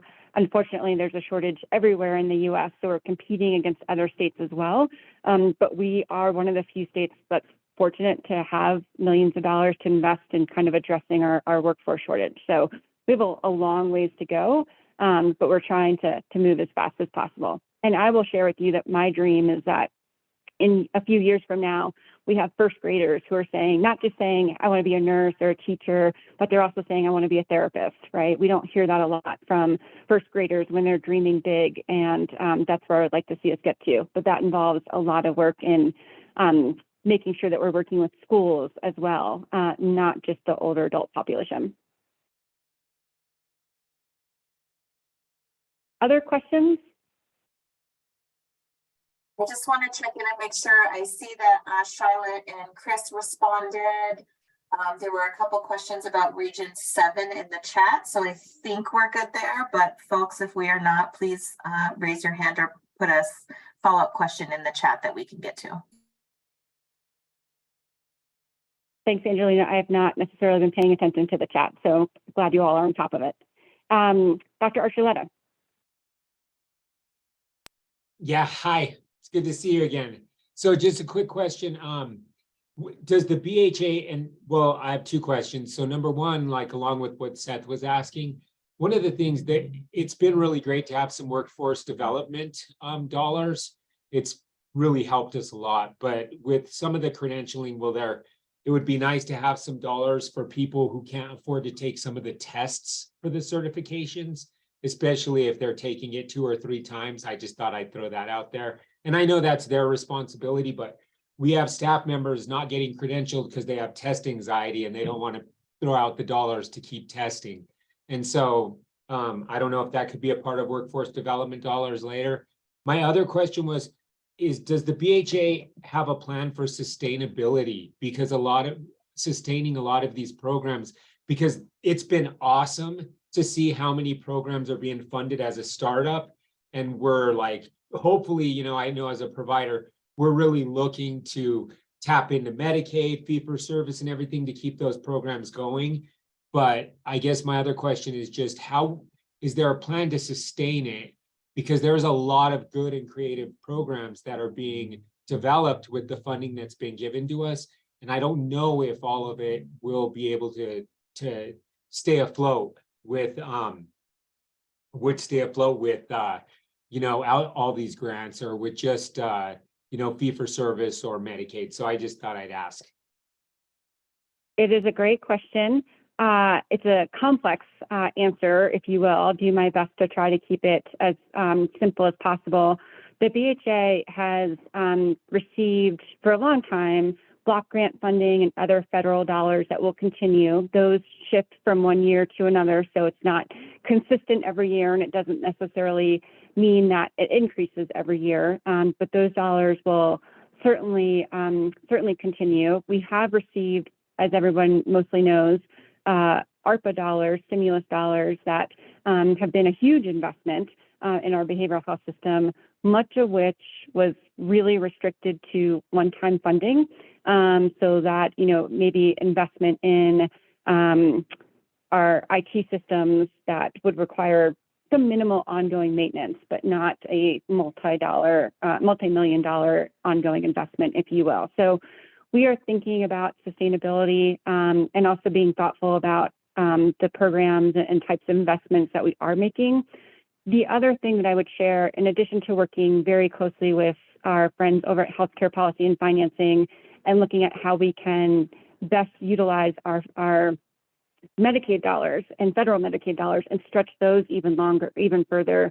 One of the long-term goals of the BHA is to really look at all of the behavioral health dollars across our entire government executive branch and judicial branch, and look at how we can better blend and braid those dollars to make them stretch even farther.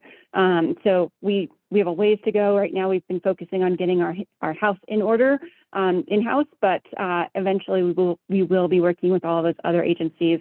And I think that will be a big step towards sustainability as well. Okay. All right, I'm going to keep us going on the interest of time and talk a little bit, if we go to the next slide, around another component of the behavioral health crisis system, which is our crisis resolution teams. These are teams that support families and youth and young adults who are experiencing behavioral health challenges and can benefit from intensive short-term, so 6 to 8 weeks, in-home services and linkages to ongoing supports. So this is available to individuals who are between the ages of 0 and 21. They might present themselves to the crisis system or an emergency department and have high acuity behavioral health needs, so high needs. And they receive a crisis evaluation and determine to be, it's safe for them to be at home or in the community as long as they continue to receive intensive short-term interventions. It's a team-based approach. So there are a number of different professionals who are involved to ensure that the individual and their family have supports. What I would say is that last year in 2022, we received a pretty significant investment to continue to provide and expand crisis resolution teams through fiscal year 26. So we are we've been working on staffing up. We've been gathering data to be able to share its effectiveness so that we can continue to have good reason and rationale to request additional funding and prioritize it as something that if it's really effective in the community and we can demonstrate that, we can continue to ask for funding for that. So that's one component. And then we move to, I think the next one is the last slide for me, which is the mobile crisis response. This is a component of our crisis system that will launch next month, so on July 1st of this year. It is a crisis response that's available anywhere in the state. It is paired response of crisis professionals, so 2 people who respond to wherever the person is or their home. They are, law enforcement is not part of mobile crisis, so it is 2 trained behavioral health professionals that allow people to go to wherever the person is located. What I would say is that these teams do not respond to hospitals, jails, or other facilities that have behavioral health professionals. This is really for people who, again, are at home or somewhere in the community where they need immediate help and for someone to come to them. So I'm going to pause there. I think, Tasha, you've got your hand up. And you're on mute. Yes, I have a question. When it comes to our mobile crisis response, when law enforcement is involved, like say it's a mental health issue, but law enforcement is called, would there be a response for a mobile crisis unit to come out if it is not law related and it's mental health related, like a crisis for mental health, but law enforcement with that difference there? I don't know if I'm wording that correctly or thoroughly. So great question. When law enforcement is involved, it's called a co-responder kind of service. And so that includes law enforcement and a behavioral health professional. Again, we want to try to minimize law enforcement involvement as much as possible, which is why we're really excited about the mobile crisis response.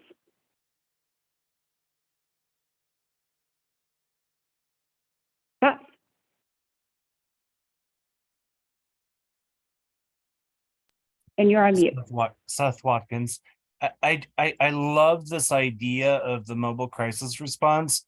The only questions I keep asking myself is like, how are these mobile crisis responses going to be staffed in rural areas and mountain towns, as far as like, you know, how are you going to get, you know, like therapists and other, you know, peer specialists and so forth, like to be part of this mobile crisis response?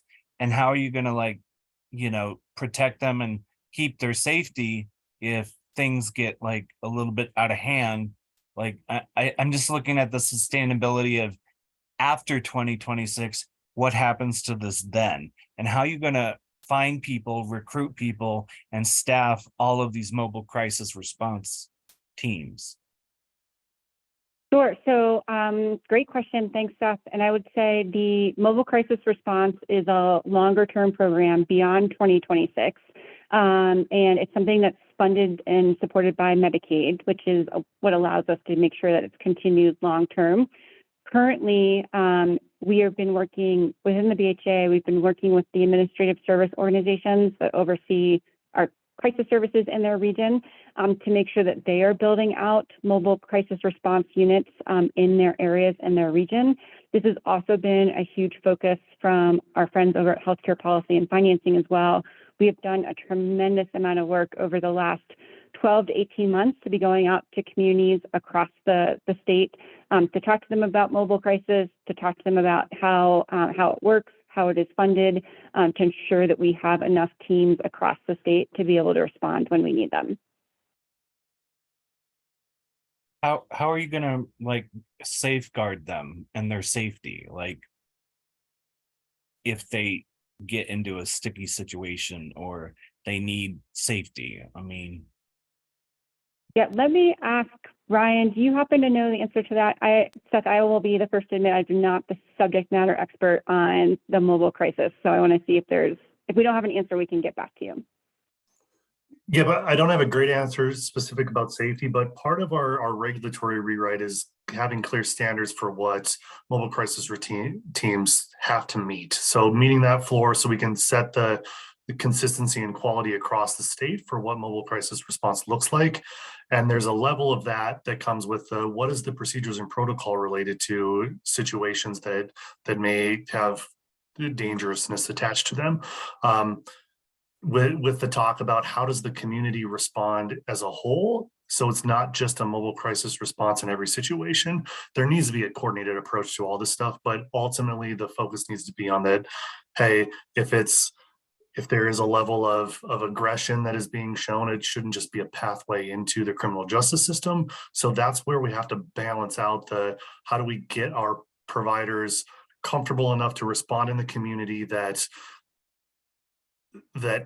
sometimes symptoms come off as aggression, right? Like, and how do we make sure that we are working as a system as a whole to support our providers so it isn't just this, oh man, this is a factory of burnout for all of our workforce, which I think you're kind of getting at, right? Where it's, yeah, I mean, I think those are all pieces that need to be forefront because ultimately I kind of see this as our opportunity for a pretty massive criminal justice reform as well, as long as we have the right system in place for our true civil side for behavioral health. But fantastic questions, and yes, we still got some work to do to figure it out.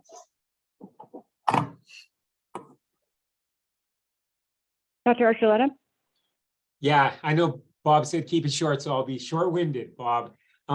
So another quick question. So we've already been in talks with some of our providers that are in the mobile crisis response and we're preparing for it, but like, I know there's going to be changes to the 3.2 level of care for withdrawal management, but right now, like reading this and working with the providers we work with, say like in El Paso County, they're already saying like, they will not be able to, because we would qualify as a behavioral health provider facility. So they would not be able to come with their mobile crisis unit to work with us, although we do not have a clinical staff that can deal with some of the crisis. So that leaves us the option of bouncing them back to the hospital, which we don't want to bounce patients back and forth to the hospital. and it puts strain on our relationships with those hospitals when we're bouncing behavioral health back and forth. But without this mobile crisis team being able to come to a behavioral health provider facility, for us, that gives us no alternative when we're running withdrawal management with line staff. How do we bounce them? We have to bounce them back to the hospital if they're outside of our ability at the time. And so are they able to come to non-clinical? I know the way this reads, it would be no, and that's kind of how they're interpreting it already. So I think rather than have me answer that question, let me connect you to Megan Lee, our in-house subject matter expert, because I don't want to say the wrong answer. So I'm happy to make that connection, and I think she might be able to give you some better direction. Okay, awesome.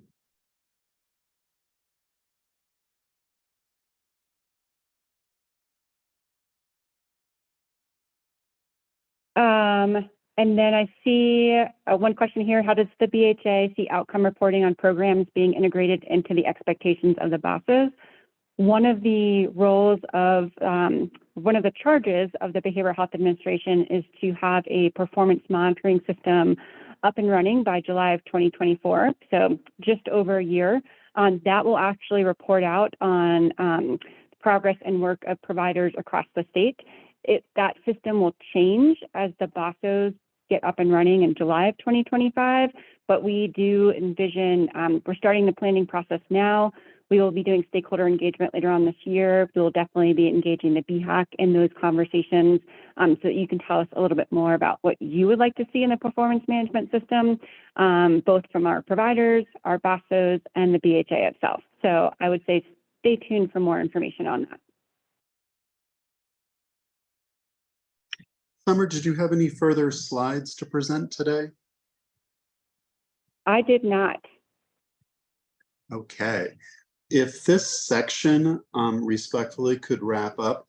Ryan, I know part of your presenters left. How much time do you need on the agenda? I think there's some hands raised. Was that related to this?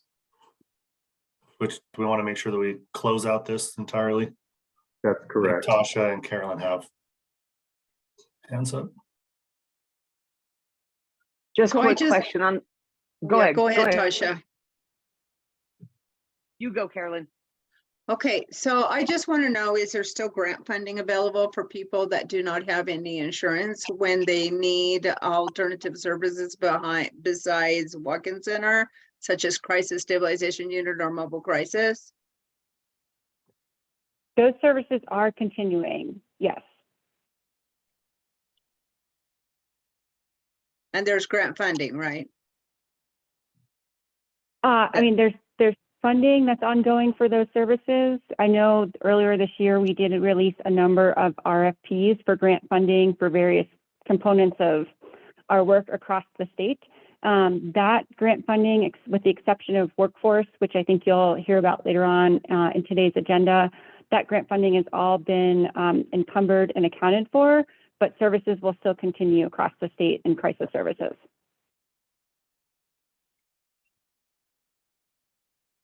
Thank you. Tasha? Yes, question right quick. When it comes to El Paso County, is our beacon unit the same as the mobile crisis unit? And if it is, is there going to be enough staff to provide for the whole entire county? Because I know that Colorado Springs has their mobile crisis unit with Manitou Springs, but the rest of the county is lacking in that. So I just wanted to find out, is the beacon team pretty much the same as the mobile crisis unit? And if so, is there going to be more staff? Thank you. Great question, Tasha. And honestly, I don't know the answer to that question. Again, I haven't been in the day-to-day details of running the program, but I can connect you to the right person who can help to answer your question.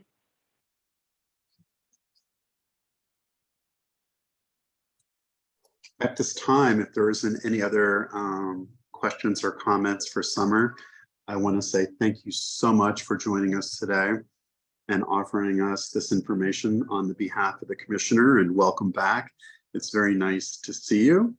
And we hope to have you back a bunch more times as we are catching up to speed with you and want to be a support as an advisory body to the good work in co-creation with the BHA. So thank you, Summer, and appreciate you. Thank you for having me. It's great to see all of you, and I look forward to continuing to work with you. Thank you. Brian, while I'm working on my agenda, buddy, how much time do you need? Well, yeah, so this was the universal contracting provision. So it was predominantly going to be health management associates, which had to drop off. So, I mean, I think the plan is to have this as an agenda item for July. So Okay. that can be it. Is there any part of this that you would like to present on, or were you the liaison to HMA?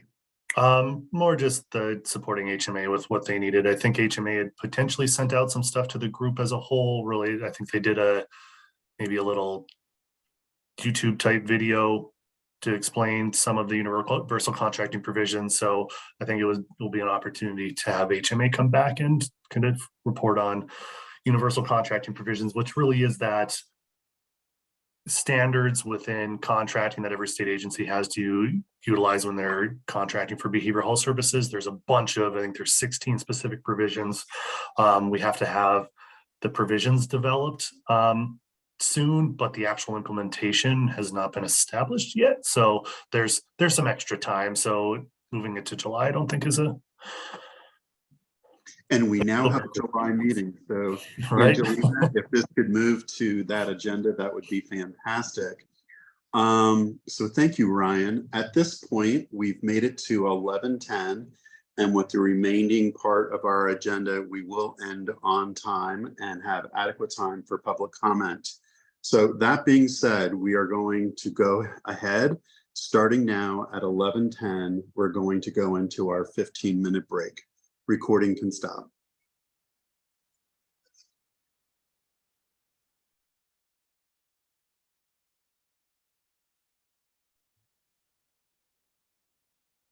Thank you so much, Marina. The remaining part, council members, of our agenda is we are going to discuss with Wendy the BHA workforce development updates. Next, there will be a presentation from Angelina and Ryan on BHAAC's yearly report. What is it? Who's writing it? How does it get done? I'm pretty sure Ryan does all the work for us because he's just great like that. We'll open the floor to our community of Colorado for public comment and dialogue with the BHA and fellow council members. And then I'll move to close the session out. So at this time, Wendy, you have the floor to discuss workforce development and updates that you have. Perfect. Thank you so much. I'm really excited to be able to share with you some updates. And it won't take very long because I want to leave plenty of time for the other things on that agenda. Just as an awareness thing, we have awarded $14.5 million in SUD workforce stability grants and $4.5 million in retention and recruitment grants. This is from SB 22-1281 and SB 22-181, which aimed to shore up the workforce by increasing recruitment, retention, and stability efforts. So we are excited to have that well underway, doing what the legislature intended with those dollars. We have 2 upcoming grants. The first one is open right now. That's the Behavioral Health Career Pipeline Development Grants. And that's currently on the VSS system. If you'd like to check that out, $4.9 million. And then in July, probably about mid-July, we will be opening the peer support workforce grants, $5 million in those grants to expand the workforce, to strengthen the workforce, to increase number of certifications among peer support specialists, and several other things that people can use that money for. And then along the lines of peer workforce, I did want to highlight a couple of efforts. SB 22-181 calls on the BHA to establish a statewide tracking system for peer support specialists to increase the number of certified specialists, to look at professionalization of the profession via establishment of professional standards, and a couple other things. We did extensive public listening sessions. We met with stakeholder groups from summer of last year through December 2022. And a couple things that came out of that action items were that the BHA has begun hosting a workforce collaborative every quarter. This is for the peer workforce specifically. And our first one was held in April. The next one will be July 27th at noon. This is for all people working in the peer workforce sphere. And then we also have formed a peer support steering committee made up of 15 peer support specialists from throughout the state. They will begin meeting in July as well. And for the next 18 months, they are tasked with advising the BHA on what appropriate standardization looks like as we look to implement those mandates in SB 22-181. And I see the question in the chat about, can we find the grants on the BHA site? I believe there should be a notice through our announcement channels, but you can certainly find it on the state VSS site for those that are open right now. I just have, Seth Watkins, I just have a quick question about the upcoming grants for the $5 million peer support workforce grants. I understand that those are going to go to community behavioral health facilities to, like, you know, beef up their peer support professionals and stuff. Is there going to be a way for, like, say, an individual who's not hired at a company that they can apply for one of these grants to get certified and then maybe later join the workforce, you know, at a different time, or do they have to, like, have a position first within an agency to, like, apply for, like what's going to be, like, the statewide application process for those that don't have a job at a mental health center as a peer support specialist at the time they apply? Like, is there going to be, like, a statewide, like, I know COPA does the peer trainings and stuff, but, like, is there going to be access to these grants for people that need to go to COPA, but they also need help to pay for it? Yeah, so thank you for giving me a chance to clarify that. First of all, the grants are open to any organization, so not just community-based mental health. Anyone who, or any group who, you know, has an idea on how they can accomplish the aims of the grant would be eligible to apply for the grant. Now, this is not for individuals, so it's not scholarshiping for certification costs. An organization could apply for a grant saying, we want to provide scholarships to certify 50 people. That would be an appropriate use of the grant. And as you mentioned, there are some scholarships available already that are being administered through organizations such as COPA. And I would anticipate, given the money that the BHA is putting into into peer workforce, that there will be additional scholarship funding as well. But the BHA itself is not administering individual scholarships.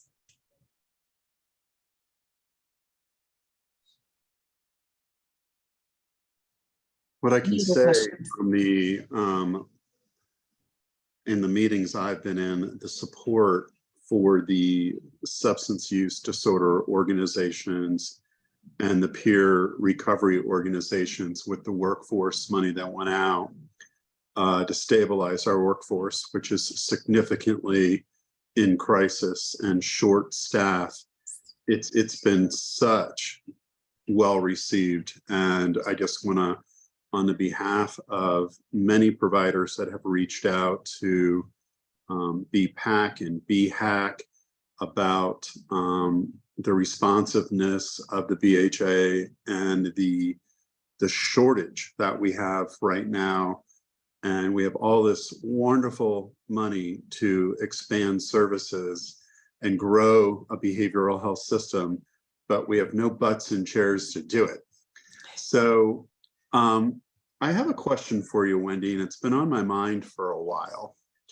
We have some great universities, and our universities aren't really cranking out people they used to. I don't know what changed with the pandemic other than a pandemic changed everything.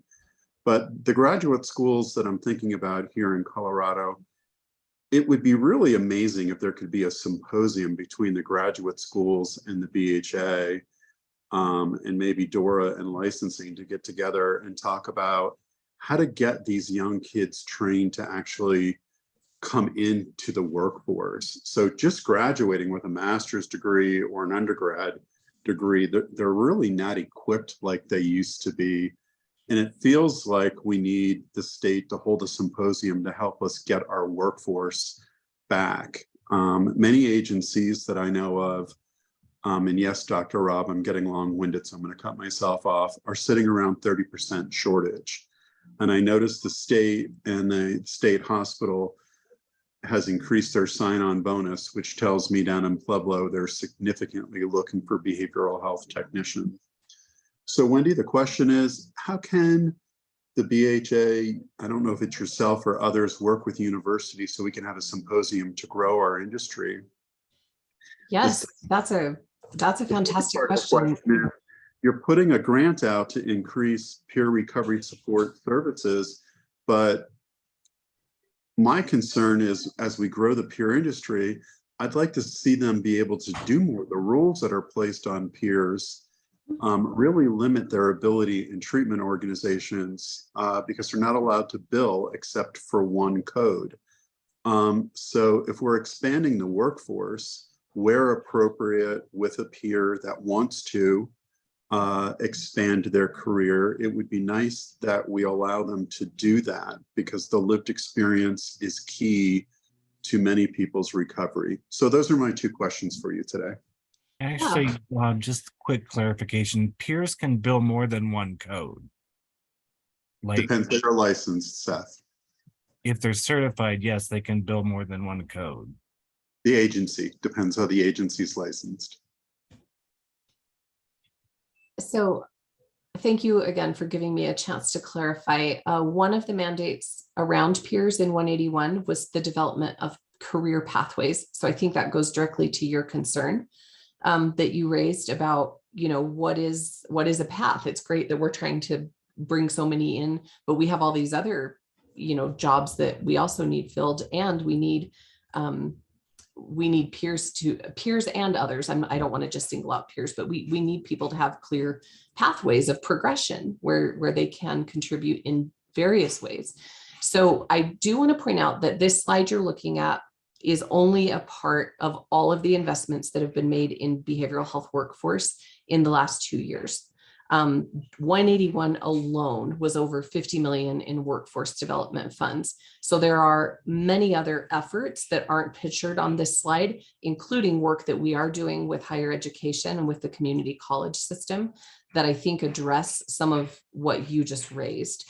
And I'm very excited about that. Now, one of those things is not a planned symposium, which is a great idea. And I made a note of that, and I'm going to pass that along to our brand new associate director we just hired 2 weeks ago for, she's the associate director of employer relations and intergovernmental affairs.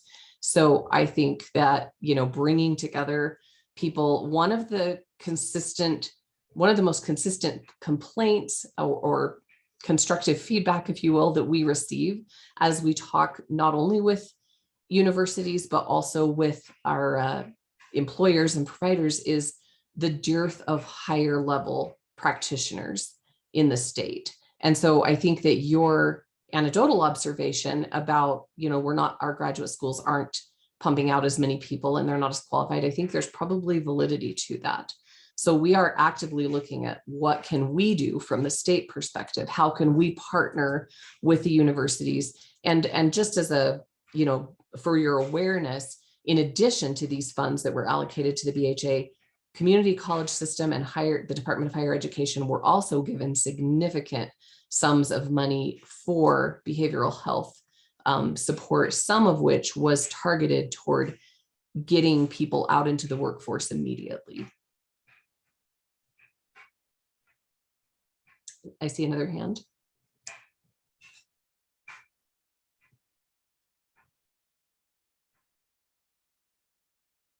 Doc Rob? Oh, yeah, sorry.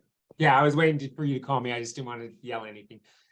So my question, I go and speak because obviously we all have workforce issues. I go and speak at CSU and try to recruit people to come into our field. So one of the things that I always hear is from the younger generations, a lot smarter than I was. They're like, why would I start my life with a mortgage? Do you know what I mean? Like the student loans are out of control. So the loan forgiveness programs are extremely helpful to us and utilizing those. The other thing I would say is and I don't have an answer for this, I'm just throwing this out there. We have a lot of peers and a lot of funding going for peers, and I'm all about that and I support that. And then we have a lot of people that are going for licensing and maybe some certifications. When the CAC system was kind of taken apart, we lost those people that are in the middle.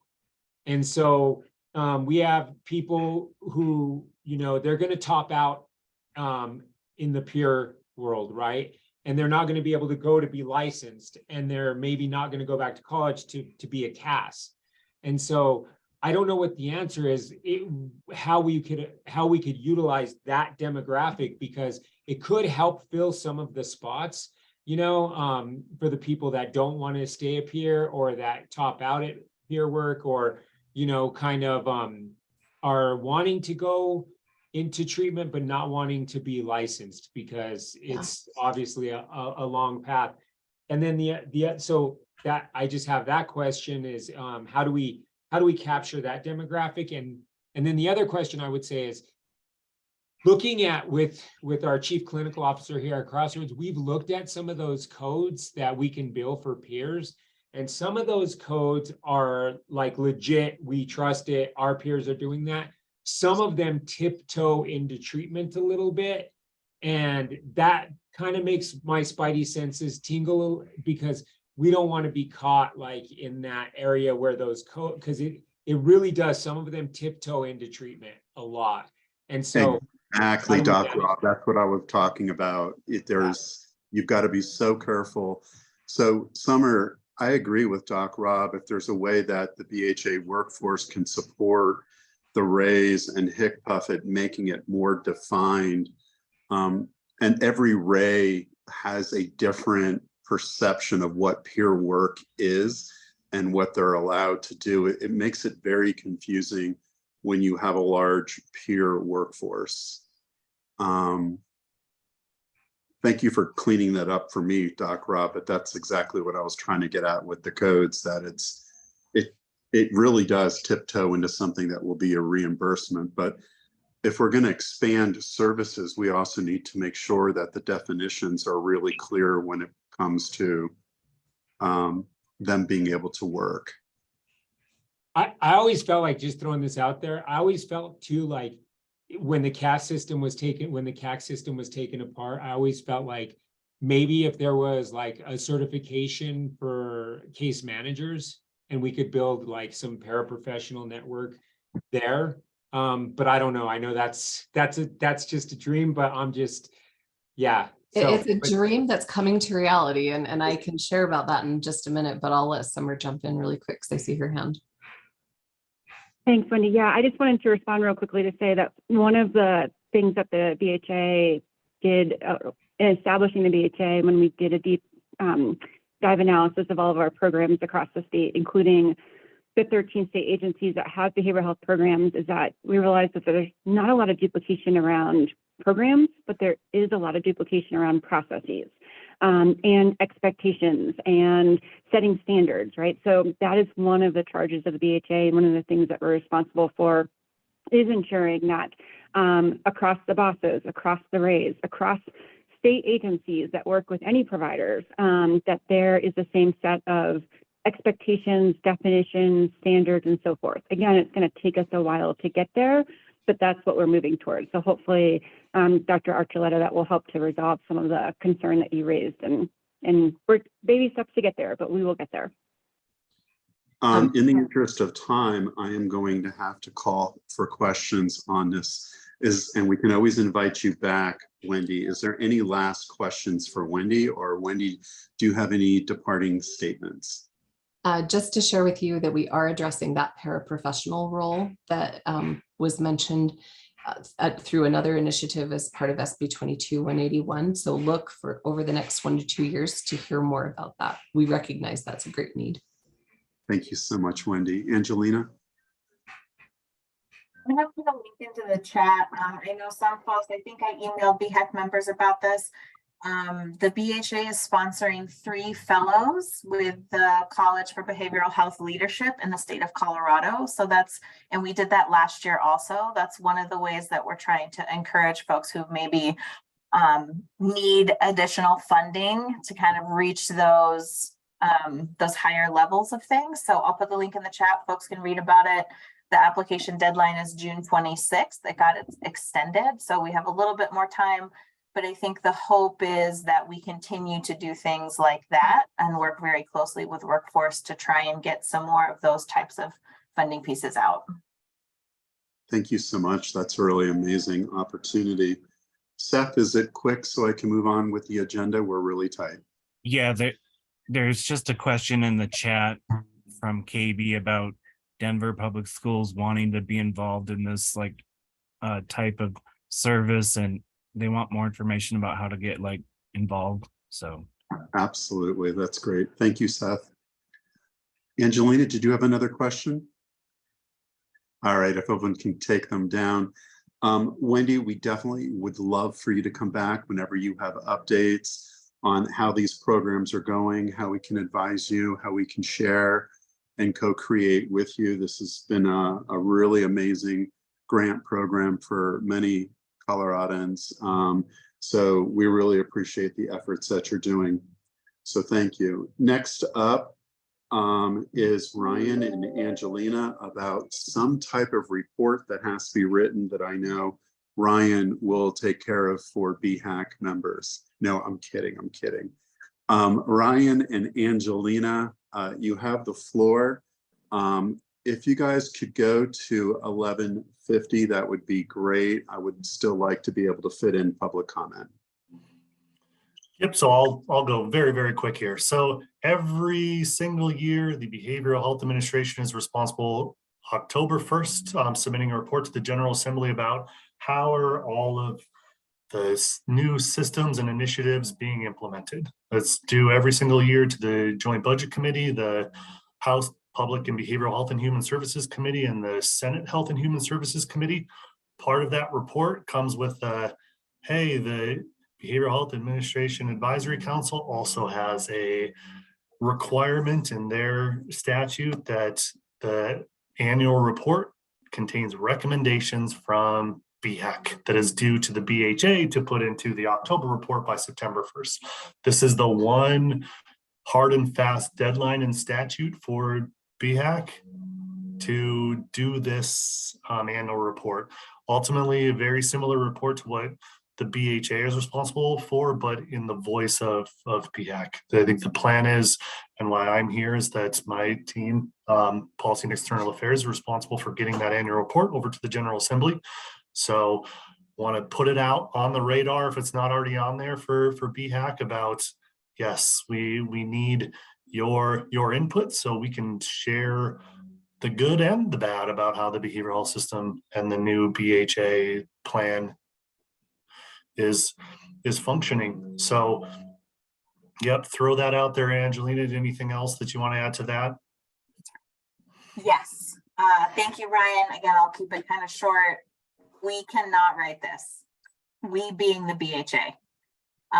So that is part of why we had the secondary conversation of work groups. I'm just going to throw it out there as a suggestion. I know you folks will all decide what you want to do with it. But maybe it could be a work group to write this. I mean, it's June. It's going to be just a couple months until September. We all know how quickly time flies. So. Seth Watkins, I was going to make a motion that maybe the governance working group and the executive committee collaborate on getting a basic outline of the report with the help from the BHA as far as like suggestions or like, helping us like write the right words or whatever.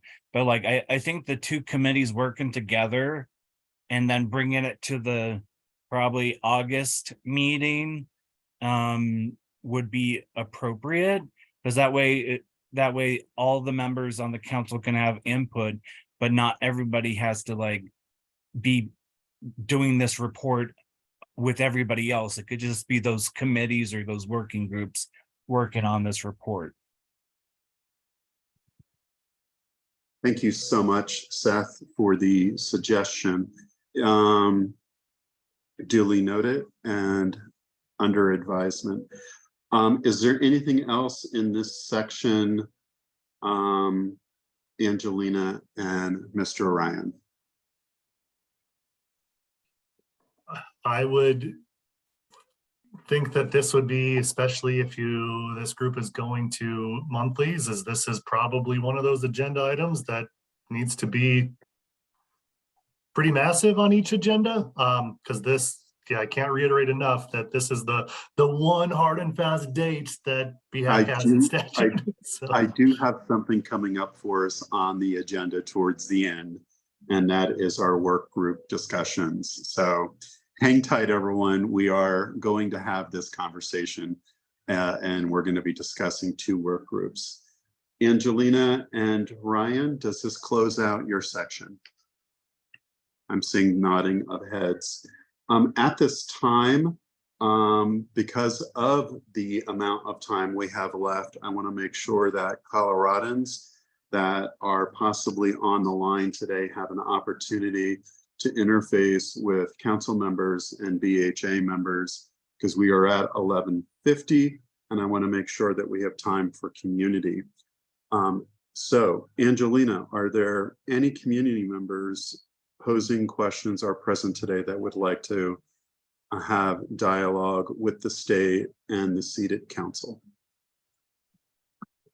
I do not see any hands up in the chat. And I did, Kara, I sent you my email address. If you would please email me, I'm happy to get you connected to all of the folks internally in the BHA around Denver Public Schools and workforce and the conversation we were just having. So I believe those are the only remaining things in the chat. We didn't have any Q&A coming in, but attendees, public, if you have any questions to ask, please raise your hand.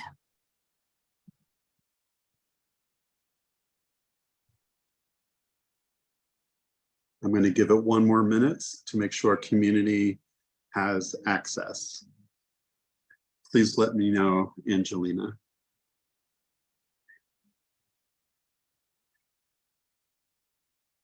I don't see anything, Bob. All right, thank you so much. And we appreciate Denver Public Schools. I was a DPS parent for 22 years and my last child has officially graduated. So I feel like I've graduated. So go DPS, they had a great year with sports.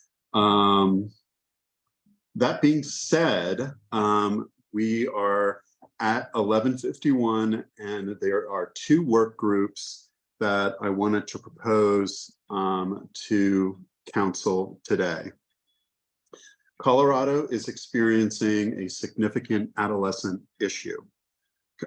Commissioner Barnes is very passionate about adolescents. There's a lot going on with adolescents in different work groups throughout the state. We also have Dr. Lee going to the adolescent mental health group. So the 2 groups I would like to propose today that we get started, and we need to call them work groups. One work group would be the creation of a child and adolescent work group, so we can start learning more and gaining more knowledge how we can be supportive as a lived experience body. And the second work group goes to Ryan's urgency, which would be a work group dedicated to learning and how to writing the report. The reason why I would like to move it to a dedicated group is I think executive committee still has a lot to do with forms, the website, and how we're going to communicate with one another. And Tasha's group is going to sunset. So I don't want it to sunset when we're in the middle of writing a report. So that being said, if someone would put a motion on the floor about these two work groups, we'll go to a motion, a second, and then discussion.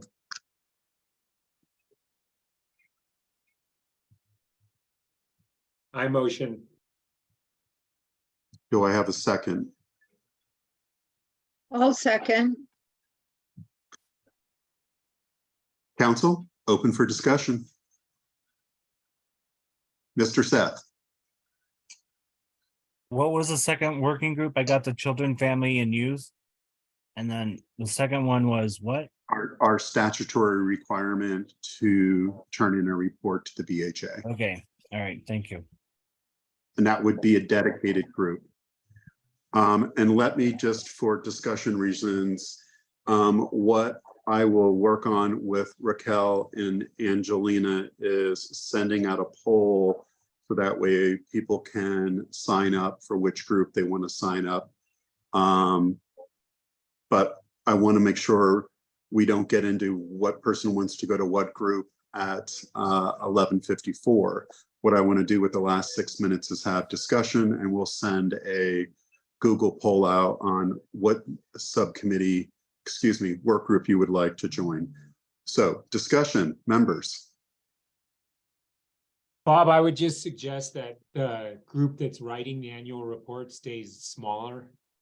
It's going to be difficult if there's a lot of people working on it at the same time. That's the only suggestion I have. Mr. Seth. Yeah, I was just basically, do we have to make a motion to like create a chairperson for these groups today publicly? What we are doing, Seth, is I'm getting them established. And then once we have people that join the groups, inside both groups, they will nominate a chair, and that'll happen within the work group. So that is not an official process of us. That'll be an official process of the work group, how we did it with Tasha.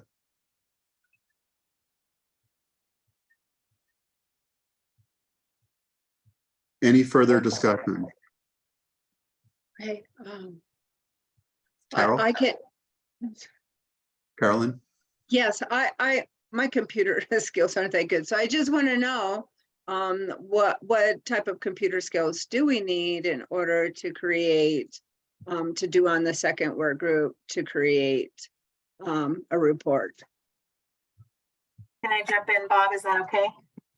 This would be your time. Okay. So the BHA member, because assuming that there's going to be more than one BHAAC member in each of these groups, there will have to be a BHA representative at each of them. And I envision for the report writing group, it'll be similar to how governance worked, which is we can, whoever the BHA rep is, can open up a Google Doc. We can write things as you tell us what to write. We can share the Google Doc then between all of you folks, so you can look at it as homework or whatever, review it. But we can absolutely do that sort of facilitation. We just can't actually write it for you.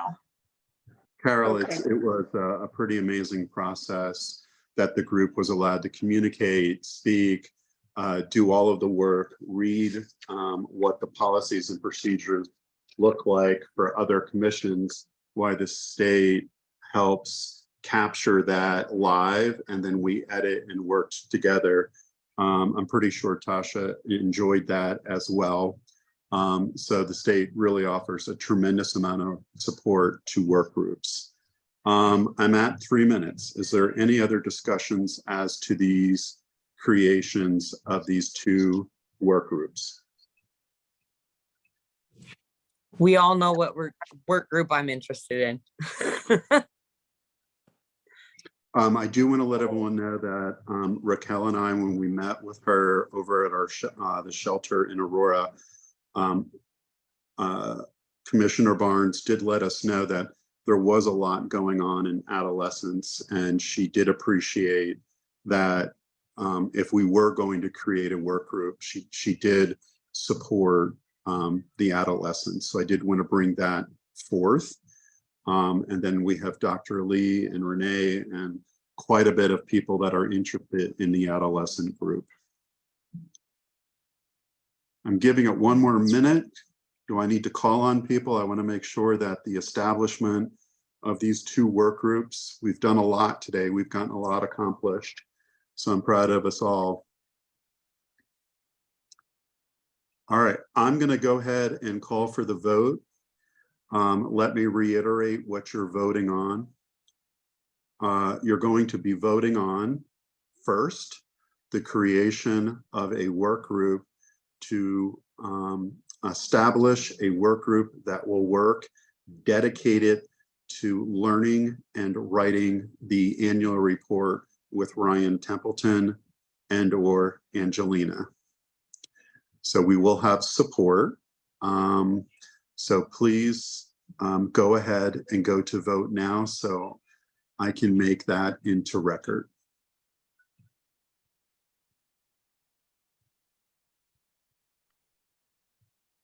Let me go ahead and count to see if I get to quorum.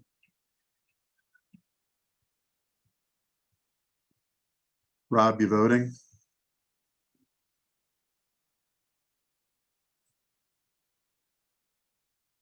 It's passed quorum. Motion passes for the creation of a report writing work group. Congratulations. We now have our first work group. Please lower your hands. We're going to go into the next vote, which is the creation of children, adolescents, 0 to 21 work group. By show of hands for the creation of that work group, please go ahead and raise your hands to create that work group.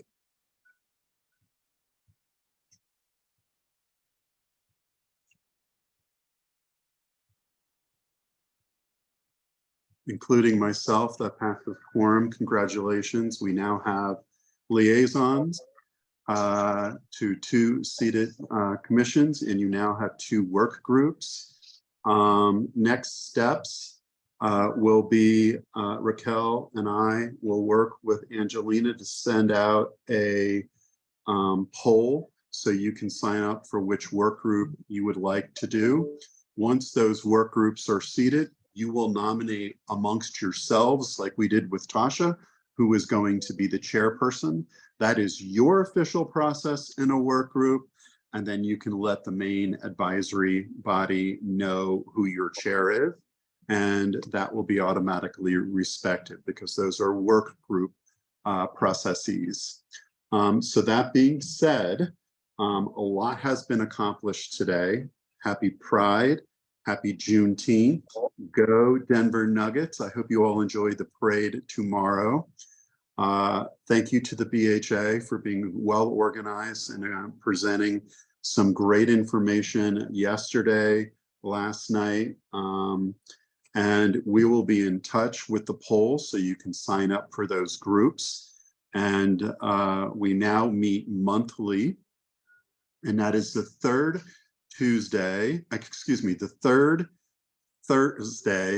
of the month from 9 to 12.